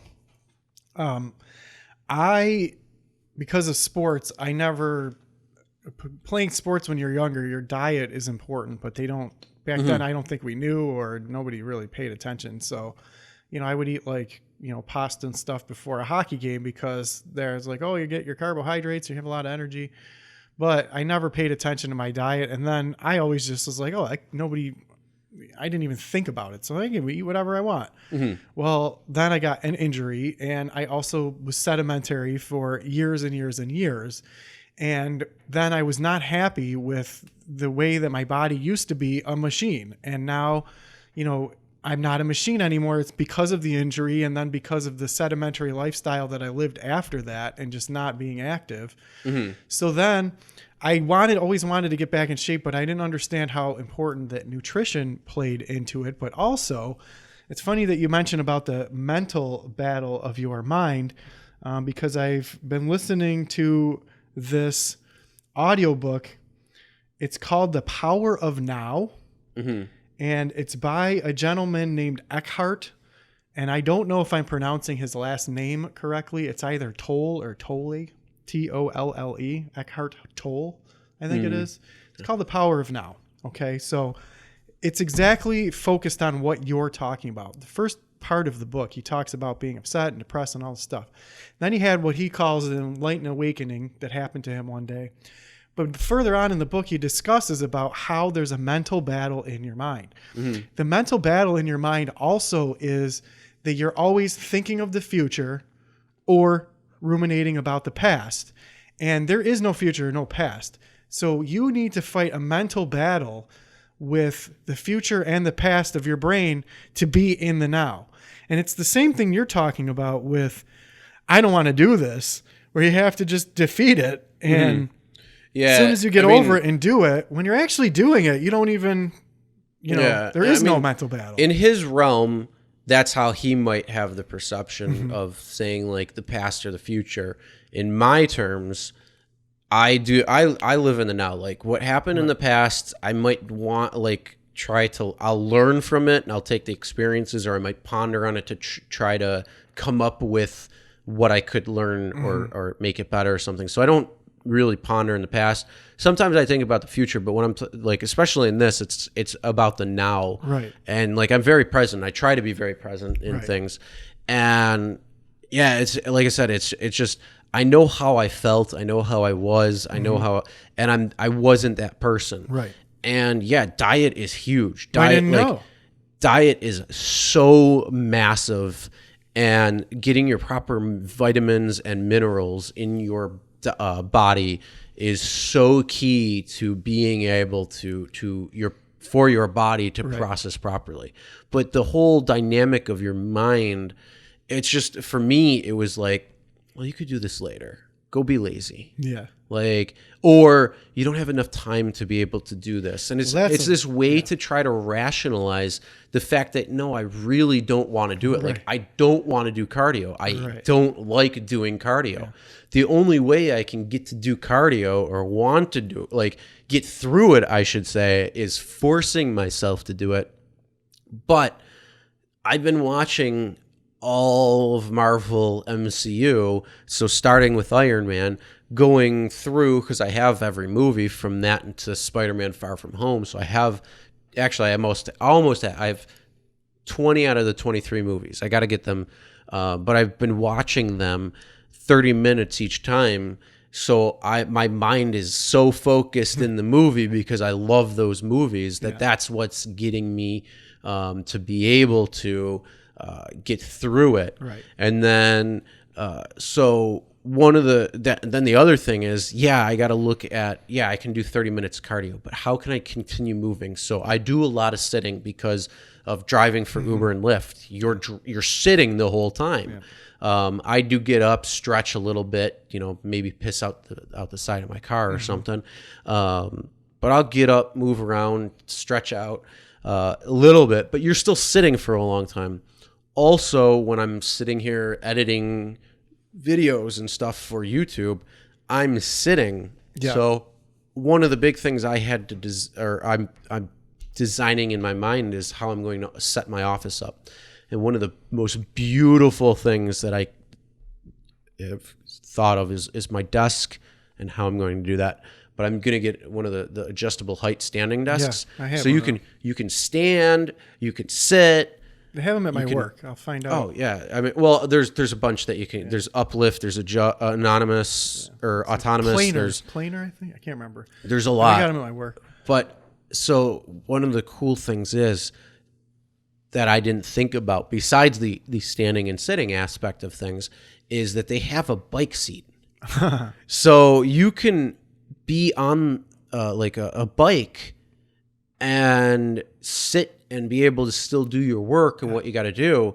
And so I'm like, fuck, this is an amazing idea. And I'm like, I didn't even think about that. So now what I'm going to end up doing is I'm going to be able to sit, be able to stand. I'm going to get one of those nice little balance pads too that you can balance. So I can do that, which will help with balance muscles and all that stuff to help just strengthen your core. But then I'm also going to get one of the nice foot pads, so it's not like so much pressure on myself when I'm standing. Right. But then I'm also going to get that bike.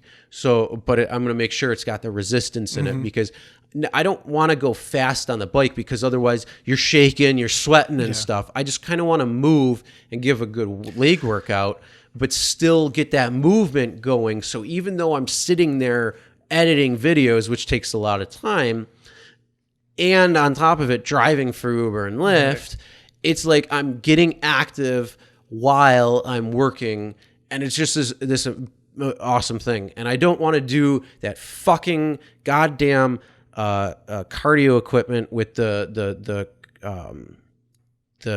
step machine, not the stepper. The fuck is the conveyor belt? Oh, the I know what you're talking about. I can't even think of the fucking word right now. I have one upstairs and I can't even think of it. Yeah, I get it. Well, no. So what's interesting to me, here's what's fucked up. So in the undisclosed location that I work at, there are, it's a call center. It's a cubicle call center. Mm-hmm. So there are rows of people, and a couple of them do have the standing, the rising desk, which it started out, a person got doctor note to get this thing. They got a couple different people that got doctor's notes to get these things, right? Then those people moved on. It's a good idea too. Yeah, and they handed them down to other people, and they're just like, well, whatever, we'll deal with it. So there are people over there. There are some people that stand up at their desk. Now, when I got moved to a different team because of our team mentality, my manager said to me that I have to sit in my seat, and you're not allowed to stand up. And I'm like, I could, I'm like that's my pet peeve, standing up. And I'm thinking, I'm like, okay, well, first of all, in a more general sense, when you're running a company, you want worker satisfaction. Worker satisfaction increases productivity. You want your workers to be worker happy. Health and health, right? So, you're running a company. You want your workers to be healthy so that they're more productive. That's all you care about, is productive. But there's been so many studies and so much research in health that say, and they may not be privy to this, but I know, for like, if you work in an office, you're supposed to get up every hour and stretch, and at least stand up and walk around if you're sitting. Yep. Like, just for your own health. For your posture, you're supposed to be conscious of sitting up straight. Try to get an ergonomic chair if you can. Just little things like that. Now, if you can stand up, I don't know how you can come to me and say you're not allowed to stand up. It's my pet peeve. And I wanted to be like, first of all, if I want to stand up, fuck you, Yeah. And second of all, like, this is healthy. If I want to stand up and be healthy, I'm going to be fucking healthy. But even if I want to stand up for a minute, who the fuck are you? And third of all, research has shown that people who are standing up are more productive and healthier. So what the fuck, And just a lot of things about working in an office. Here's the thing. What I would have done is I would have laughed in his face, and I would have been like, shut the fuck up. I'll stand if I want to. Yep. Well, as a young lady, and when you're, I don't want to get fired, got to have that job.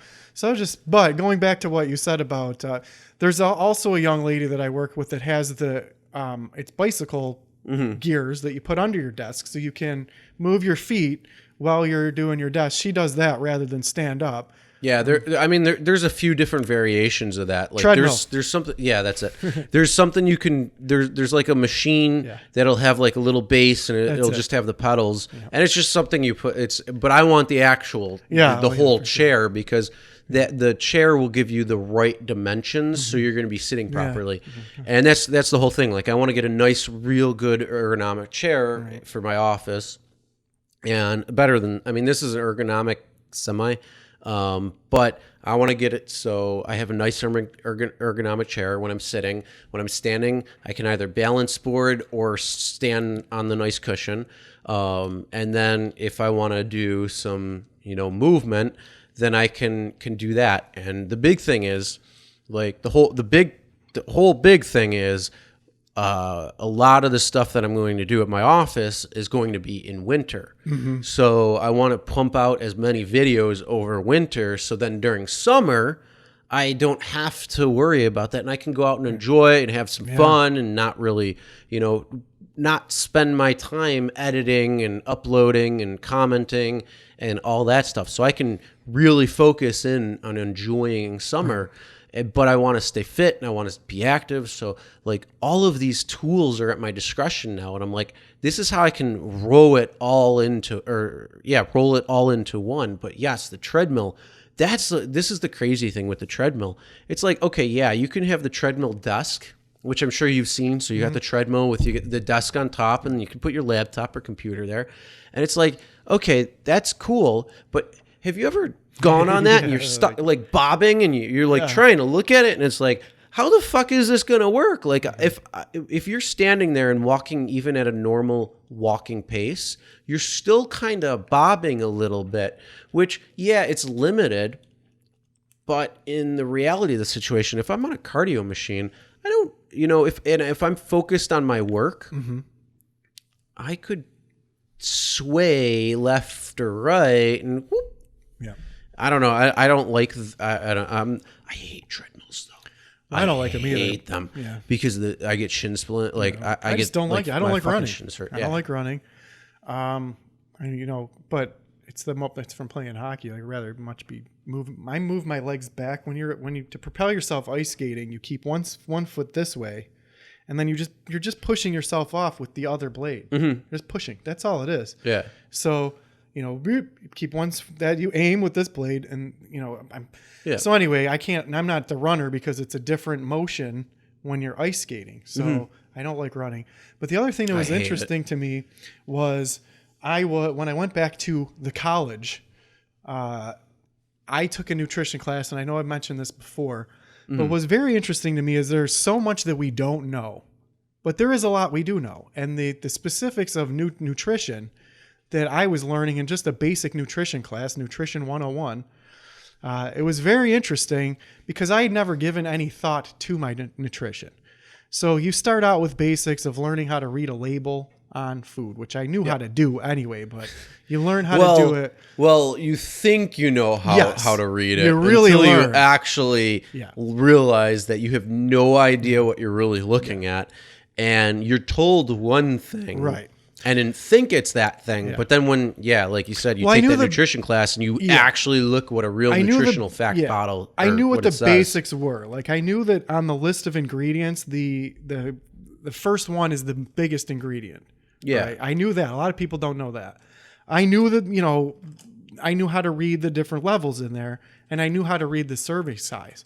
But what I didn't know was what you should be looking for on the label. Right. So we get into that, but then that's just that's like a warm up of like, okay, start being concerned of what you're eating. Then you get in depth into what you should eat, why you should eat it, how it affects your body, how to check, really get down to the nitty gritty of weighing your food, checking the levels of nutrients. Like, it got so detailed. Oh yeah. We were printing out you're getting the macro and micronutrients, the fats, the high HDL and low HDL, like all this stuff. It was very, very in depth. Yep. So I did that. And then I started to be concerned. The first one of the projects that we did was you had to eat a meal every day for a week that completed all of your vitamins, but you couldn't go over your max vitamins. So you couldn't eat just a million broccoli and get all the vitamins. You had to be within a specific level of each vitamin. And you're like, oh, I could do this. Like, I'll eat enough chicken and I'll eat enough broccoli. You always missed some kind of vitamin that day. Now, when you're living your life, it doesn't matter because you're going to get different nutrients from somewhere else these days anyway. Well, but it took to a point. Right. Like that. And that's the whole thing. Like, even though okay, so during this time I wasn't eating great, but I wasn't also eating too bad. Right. But I wasn't taking my vitamins. Okay. And our diet is not our diet lacks vitamins For sure. Yeah. and minerals Yeah, all for together. So yeah, and that the whole thing is it's kind of a web. So if you're getting too much of one, it can be detrimental if you're not getting enough elsewhere. Right. And so Trying to eat all of your vitamins without going over in one meal, I'm like, oh, this is crazy. So we did that. But we learned about vitamins. fuck it, I'll just eat. I'll overeat. I don't give a fuck. well, I'll take 4,000% of my daily value and piss out the stuff I don't need. Of course, yeah. So we did this project. Then we really got into the nitty gritty about how different proteins work and how this works, right? So I started to be conscious of what I was eating. And the first thing I did was quit sugar. So I stopped. And it's same with me. Like I have never, because my body used to be a machine, and then going through this life change where I had an injury and sedimentary, I had never had any kind of body fat. And I remember the first time I was running and my boobs jiggled. It was so weird to me. And I'm like, oh, I got boobs. This is really weird. You know, then, you know, for 10 years, I just was, and now I actually got big and fat. You're still in good shape. I got fat. No, well, I hide it pretty well, but I got this belly, and like here, I'll scroll through and find a picture. So I what got, like. you know, I got overweight. So the first thing everyone said, as soon as you stop drinking soda and sugar, you're going to lose 10 pounds. Well, that didn't happen, but I did feel healthier. So time out. Here's me. Yeah. And I remember I saw the picture of what you used to look like. There's that. Yeah. Yeah. You got, And then you're looking like me there with the, which one did I show you? I don't know. Muscle picture from. a long Okay. time ago. So I did show you that. Yeah. So I, because I was living the sedimentary lifestyle, first thing I did was start, but for me, I did want to be in shape and I wanted to be attractive, but I also wanted to feel healthy. I was having a lot of fatigue, I was getting very lightheaded. I couldn't figure out why I thought it was because of my injury. And even the weirdest thing was when I was in school, I would start getting this weird vision problem where I would like see all these little dots and tunnels, and it was very weird. Like I've never had that happen before. I think that was a symptom of my glasses, but I started changing my diet. Or maybe it was too much caffeine. Who knew? So I stopped. The first thing I did was stop eating sugar, like in soda. I stopped drinking soda. Then I started to be concerned with the sugars that were in other foods. And it's very difficult to find foods. For me, it was that didn't have high fructose corn syrup in it, right? Well, I'm still looking that's the at whole thing about the processed natural foods. Yeah, so I was still looking at processed foods. Well, then I'm like, okay, maybe there really is something to eat your vegetable thing. So I started to switch towards, I always was telling people that I'm on like the 1700s diet where I would only eat things that were not processed was the point. But I stopped eating breads and I stopped eating sugars. And then I just switched to like having fruit and legumes and things like that. Well, now, I was still eating. Is that the one I showed you? No. Oh, well, that's probably Similar. the most recent. Yeah. And that was actually a couple of years ago already. Yeah. Whoa. So yeah, I got to get back to it for sure. But go ahead. Well, so I was, but I wanted to be healthy, and I also, of course, who doesn't want to look awesome, but I was doing it for just to feel healthy. So, but I was still eating. Sometimes I would do good, and sometimes I would do bad. Well, then. Now I've really, really changed my diet to where I've been eating the Tuesday with the Yulan the Bulgarian that I was talking about. I had only eaten, I had oatmeal for breakfast and a smoothie I was making with some fruits and like cucumber, mangoes. I would have a smoothie at work. Then for lunch I had beans and like a salad that I made with tomatoes and stuff. And I had energy. Like I was able to wait for Yulan the Bulgarian with a crazy conversation, work for 8 hours, which people think working at the office in a call center, it is mentally draining. Yeah, I was just going to say it's mentally draining. Yep. Absolutely. So after that, I went to a meeting that I go to, and that was all right. And then after that, I went to this after party. Then I went to pick up my car. And also, side note, The people who took me to pick up my car, they were in a hurry to pick up a pizza at 11 o'clock. The place closed at 11. So I got out of the car. They left and sped down the street. I go to get in my car. My car was blocked in. It's 11 o'clock at night, and it was cold. So I had to call the people who owned the garage and be like, I'm here to pick up my car. My car's blocked in. And then I'm so dumb, I didn't even get my car to freaking turn on the heat. I waited out in the cold for them. I could have just sat in the heat, but I still had energy though. So I waited for a half hour. I got home. I was not tired. Now, normally from eating the processed foods and everything, I would have been wiped out and wanted to be home in bed for that. So just changing my diet, I got more energy. Well, now I don't know if there's any stock to this. There's a new show on Netflix called Game Changers. And because I've been concerned with my health lately and really trying to change my diet, I thought that I would watch this show. And I try to be really skeptic, and you know me, I'm like a science guy, like show me the science. I don't believe you, and even the science, I'm like, well, maybe we didn't think of everything. And, I watched the show and it does make a really good argument to me. They presented it well enough to where I am starting to lean towards the plant-based diet. So they put a pretty good argument where we've always heard that eating meat to get protein is where it's at, and that we have these teeth that were made to chew meat, and we developed, meat, and we have these canine molars. They pretty much had an argument for each one of the things that we heard of why we're supposed to be eating all this meat for protein. Now, where it made sense to me was in my nutrition class, they showed us chemically how each plant has the same protein that we're eating in meat. It's just put together by an animal, and it makes perfect sense. But the difference there is it's the amino acids and stuff that you're getting, and then just that's what I thought. Nutritional. There are See, here the thing is, we do need to eat meat. We are omnivores. That's what I thought, because that's what everybody told us. So now you watch this show, and they're like, "No, you've been lied to." Yeah, but that's and the thing. Here's why. See, that's the whole thing with these shows is that you can put forth all of you could bring up point A, point B, point C, all the way to point F or something, and then you could say, "Well, no, we can present you this argument and." The reasons why, and try to convince you that no, you don't. So we're going to knock down point A, point B, point C, and go all the way down the line. And then by the end of it, you're going to be like, oh my God, I should be eating plant-based food. But yet in actuality, you look at people who do. Some people it's good for. Mm-hmm. It's okay for. But for the vast majority of people, they should be eating meat, and they're going to be a little bit healthier that way. That's what limiting. You got to watch the show because watch it and then come back to me. Yeah, but I'm not gonna. Well, first I'm not gonna. I'm gonna tell you right now, I'm not gonna waste my time watching it. Well, why wouldn't? Because I don't have the time to watch it. Okay.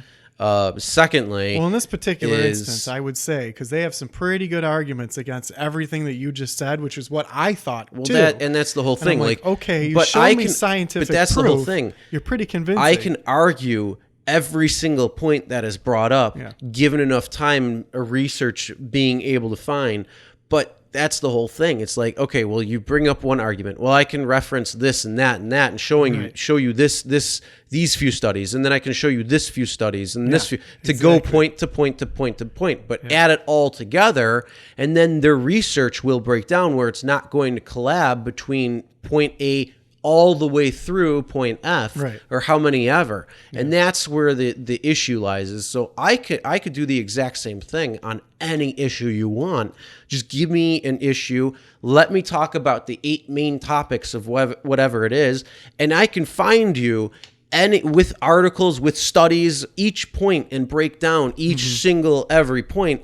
But you'll never be able to tie it together, because the research then will re-show that if you tie it all together, that's where it would break down. That's the thing that they never showed. So again, the only thing I was paying attention to was the science, and there was some things in there where I was skeptical. Like, okay, they did an experiment where they dug up these I think it was Romans or some gladiators, we'll say, because I can't remember where they're from. But they find all these gladiator bodies, right? And they take bone samples and they put it in a bone sample chromatograph thing, I forget what it's called, to show you what the chemical component of the bones were, right? And they're saying, now this is what they say in the show, which is where I was not convinced. I'm like, okay, because I'm a skeptic, exactly like you said. So they say, well, if the bone burns blue, this chemical that we extract out of the bone, then it means they ate a high vegetable diet. And if it burns red, they are using a specific name of a chemical that was present in the bone. They're saying this chemical is higher if they eat a lot of vegetables, and this chemical is lower if they eat a lot of meat. So if it burns blue, they have a higher chemical component, and if it burns red, so they put the thing on there and it burns blue, and they're saying, oh, well, that means that the gladiators ate a whole bunch of meat, and or a whole bunch of vegetables. This proves it. And I'm like, no, there could be a million reasons why that chemical is high in the bones. Maybe I'm not a chemist. Maybe the chemical changed. Like, to me, like, okay, that doesn't prove it to me. You're not necessarily taking in the variances and different variables. There could be a million reasons. Be the reason. And I don't know, like, I've never seen any, I don't know if what they're even saying is true. Maybe that chemical doesn't have anything to do with eating a lot of vegetables. Yeah, who the fuck knows? That's another thing too, right there, is like the fact that you could be like, Yeah. oh, well, we're showing you these, let's show you what it happens at the time. Yeah.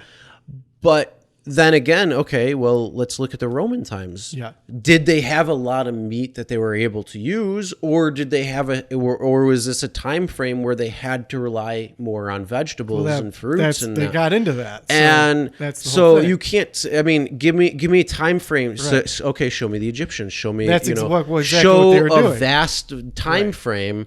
And then, okay, that's one exactly thing. what they did. So their point was that the animals, the reason that we were biased towards thinking that all these people were eating tons of animals is because the bones from the animals last. The plant matter easily decays. And now we have better technology to test the soil around these areas where they found these masses of bones, because again, animals' bones last longer. Well, now they have better technology to microscopically look and see, oh, well, here are also microscopic plant matter that we didn't know was there. Maybe these people were eating these plants and just using meat, as what you said, as a supplementary part of the diet when the plants aren't available. So well, on top of that too, right. I mean, let's think about it. They've never tested here's plant the big matter. the other big thing with that though is you're doing it during an agricultural time. Right. Go back to the nomadic times when they were hunting and gathering and see what was primarily, if that still concurs, or if that's different. Well, because there's plants available anywhere you no, are. I understand that, but I'm saying you have, if you over in a civilization, you one of the things as a government or however it's ran and set up, you have to be able to provide food for the people that are in that Right. community, in that area, in that civilization, under that Roman Empire. So you have to provide it. So yeah, we can have vast acres, and they had canals, Right. so that they were doing good agriculture. Yeah, right. They were eating, so that they weren't. I don't believe they were malnourished. Right. I've never taken the time to actually study if that's true or not, so I'm not going to go with that fully. But that's the whole thing. So like I can make all these fruits and vegetables, and you know what, maybe farming agricultural was harder at that time, or there were certain processes that didn't allow. So yeah, maybe during that time frame or during that empire, or whatever it was, they had more fruits and vegetables, Right. or plants that was able to be eaten and were actually consumed more so than meat. Maybe because price dictated. Well, that's the interesting thing. There's a lot of factors too that if I actually did have the time to watch, I'd want answered as well. Well, that's too. the interesting thing. So then this is where, again, I'm skeptical, and this did not sway me. They talk about, I think it was Norway or somewhere, where during a war, a group of people had taken all of the livestock for the war, for their war efforts, and the people that were indigenous to the country were left with only fruits and vegetables. And they're finding out that, now this is where it didn't sway me, that, instances of cancer and this and that went down when all these animals were taken away and the people had to subsist on vegetables, cancer rates went down. And they use a couple different examples, right? That does not sway me. Causation does not mean correlation to me. Then they do, this is the craziest thing to me. They got a bunch of football players and they're testing the girth and length of their erections. They have a thing that they use that I've known about this before, but it can measure your erection, the time of your erection, and how long it lasts and how strong it is. Like, okay, we're going to feed you vegetables, and then you go to sleep, and here's your erection. And then the next day they feed you, or they did the beef first or something. And I'm like, they're like, oh, your erections were longer and bigger when you're on your vegetables, So then they're taking blood tests. Now this again, where it did not sway me. They're taking blood tests and they're explaining to you how your cardiovascular network works and how your platelets, your blood platelets flow through your body. Yep. This is something I have experience with because I love biology. So I'm like, oh, this is interesting. And they test the blood. They put it in the thing that spins the blood around and separates the blood. And one of them was clear and the other one was foggy. And they're saying, well, this is when you ate plants and this is clear and that's good for your blood. And this is when you ate meat and your blood has this foggy, milky component to it. That's bad. Well, how do we know that that's bad? Is there scientific proof that that's bad? But totally overall, it was pretty convincing. Well, that's so I'm going to try again. it. That's the whole. That's the point of that. Of course, is that they're trying to convince you. Well, what really clinched it for me was that the end of it, Arnold told me to eat plants. I want you to eat the plants. So when if Arnold you eat the plants, that's what you he will said. be big and strong That's like what me. he told me. But I didn't tell you that I did the steroids too. Of course. And then I was lifting the weights, but I did the steroids. Yeah. I had And some he guy ate the shoot meat. me in the ass 3 times daily. For sure. I get big. But he tells me now to eat the plants.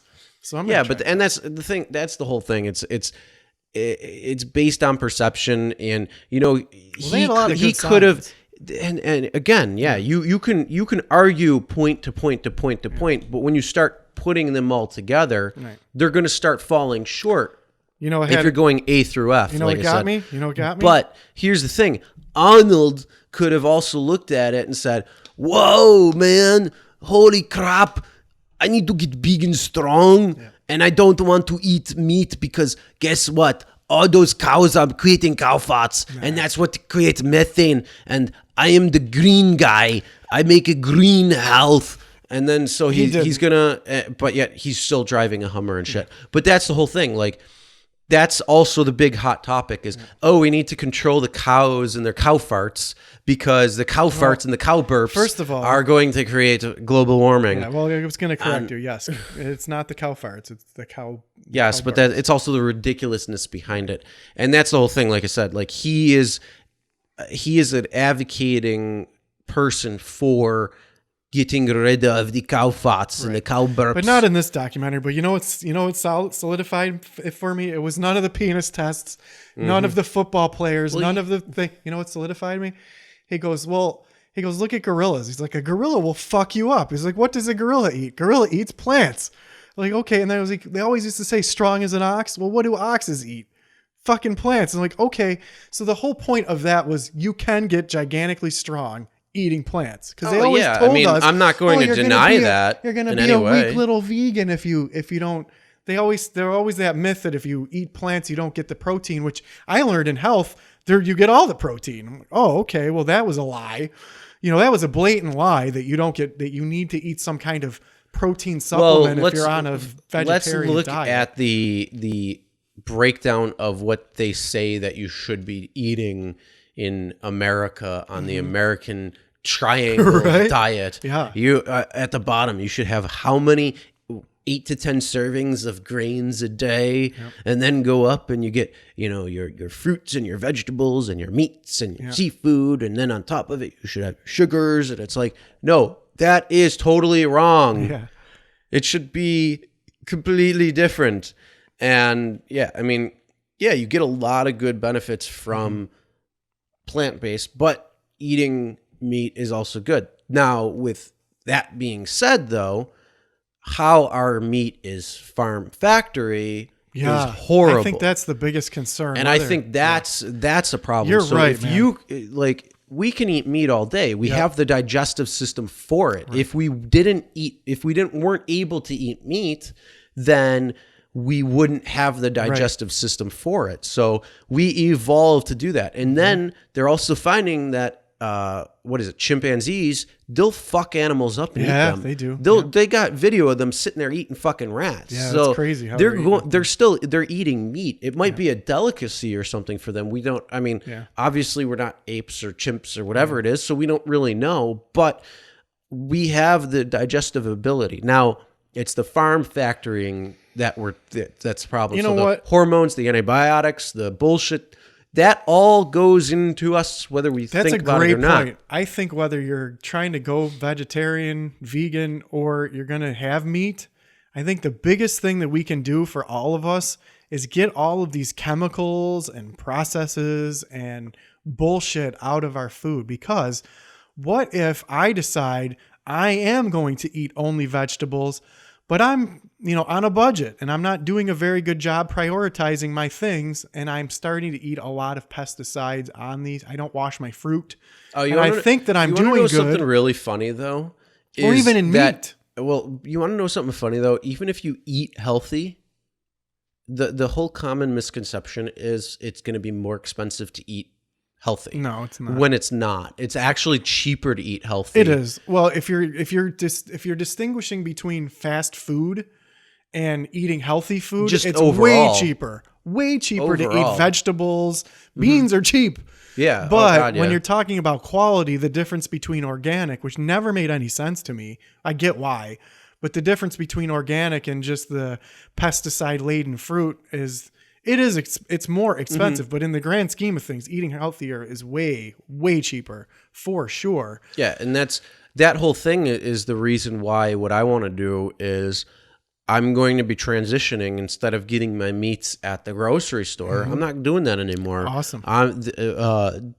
We got a couple of farms around here that are poultry and beef. So if you want to go and get your chicken, if you want to go and get your cow, you can go there, you could buy it. They're grass fed, they're antibiotic free, what's the other one? Antibiotic, and what's the other? Anti-hormone. Oh, yeah. They're free. The free range or grass fed. So it's the closest alternative to getting something in the wild. So your store meats are probably going to be your worst because it's going to be pumped with all that shit. It's factory farm. Yep. And yes, that's a problem. Yep. Same thing though with your fruits and vegetables, all the pesticides and bullshit crazy. on there. Yep. And even the organic farms can still have pesticides because of the transportation, because Plus, of the it only air, needs to, everything. Yeah, So your farm to be, I didn't know this, but your farm to be declared organic, you only need to not till your soil for like 3 years or something with chemicals. That doesn't mean the soil you're starting out. I wonder what the standards are. yeah, but not only that, but yeah, you're it's right. the Transportation, field down for sure. the street that's Yeah. downwind Yep. is spraying. Yeah, for sure. And guess what? That spray gets in the air, and particles of it are going to. We've got a real problem So with that. the pesticide is an issue. So, and that's the whole thing. Like, you don't hear of an E. coli breakout or what's the other one? The Listeria. Listeria. You don't hear of those outbreaks when it comes to meat. You hear those outbreaks coming to lettuce and vegetables. Well, and that Listeria grows because- it's a waterborne. It grows in like dirt. Yeah, but that's the thing. It's not going to survive in meat. It can get in. Yeah, and that's the thing. But it can on fruits and vegetables and that's why you have to wash your shit really well. And that's one of the other things too. If you want to prevent like pesticides from getting in your fruits and vegetables, eat the thicker stuff. So anything that's thicker is going to have a better membrane around it. So then when you're making that or eating it or preparing it or however it is, you can wash off the pesticides because it's not going to really be able to break through. And that's the same thing with like the meat fiber. These things can't break into it. So when you sear it on the outside or when you're cooking it, you're nuking all this stuff on the outside. At least when it comes to a cow, chicken's a little bit more porous. Well, the thing that sucks is when they do studies of testing for pesticides, if it's actually been sprayed, like an apple, even if you wash it, there's contaminants are still there. You're washing off contaminants, but there's still pesticides no matter what you do. To a point, yeah. So the only it's way, much less though. yeah, well, subjectable, but I mean, like, okay, you know how much? Yeah, I'll only give you a little bit of poison. Well, You yeah, know what I mean? Like, that's the whole thing. yeah, Yeah. and plus a lot of those, I don't think so much. No, I'm not a pesticide expert, but a lot of those chemicals used to just store up in your fat and last forever.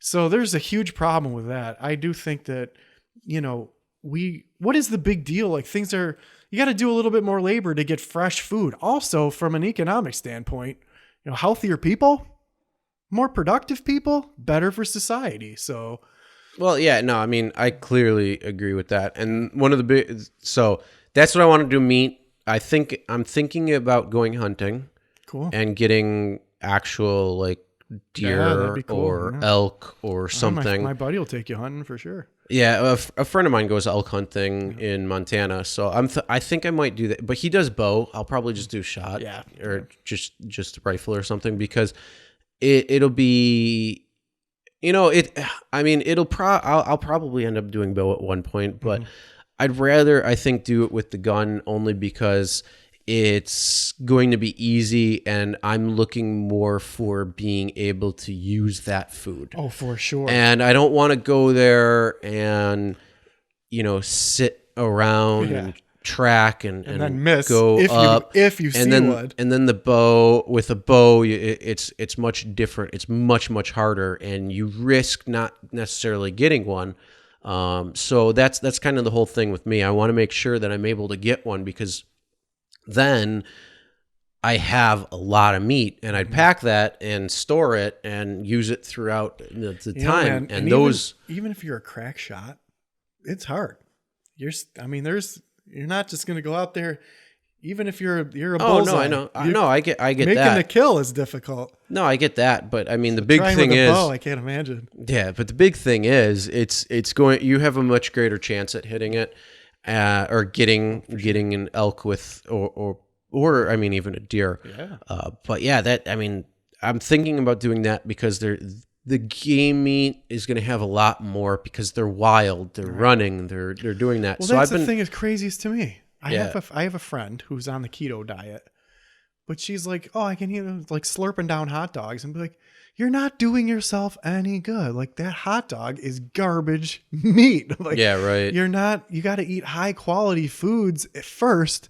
And then if you want to try to do keto, good for you. But here's the foods you need to eat on keto. You can't be eating freaking, you know, slurping down hot dogs. But yeah, so but that's the whole thing is the transition that I want to do because I don't want to do that. And then the other thing too is I want to start a garden and grow it. And then what I want to also do is figure out how I can grow best throughout the entire year, being where we are Right. and being in winter, or heading into winter where Best we're Buy expecting 5 to 10 inches of snow fucking tomorrow. Might be getting some grow lights down here. Might be your best bet. Yeah, well, we have our studio lights, but no, yeah, I'm looking honestly for just being able to do that. I know they know this. How much land do you need to grow food for yourself for a year to get enough vegetables? 1 acre. You need just 1 acre, Yeah, and you can grow enough. I think it's 1 acre per person. For the year. For the year, Okay. I think. I'm pretty sure. Yeah. I'm sure you'd have to be very careful about what you're growing. You'd have to really plan out what you want to eat that year, right? Well, Like you can't have all carrots.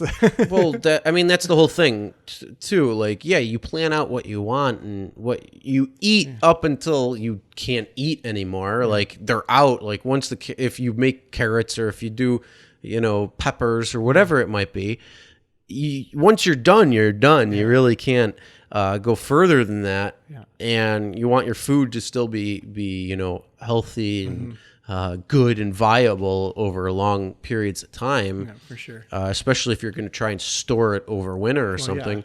But that's the whole thing. Like when you do a garden, you need to know what you eat and what you like, for sure. and then make your fruits and vegetables Yeah, that way. How So if much you to can, plant, or else I got too many zucchinis and not enough corn. Yeah. and yeah, exactly. So you could do those few things, and you got to figure it out how you're going to do that. And so and that's kind of the big thing. It's like, all right, well, this is what I like, this is what I don't like, this is what I'm going to plant. Then you got to figure out the plant, the size, all that good stuff.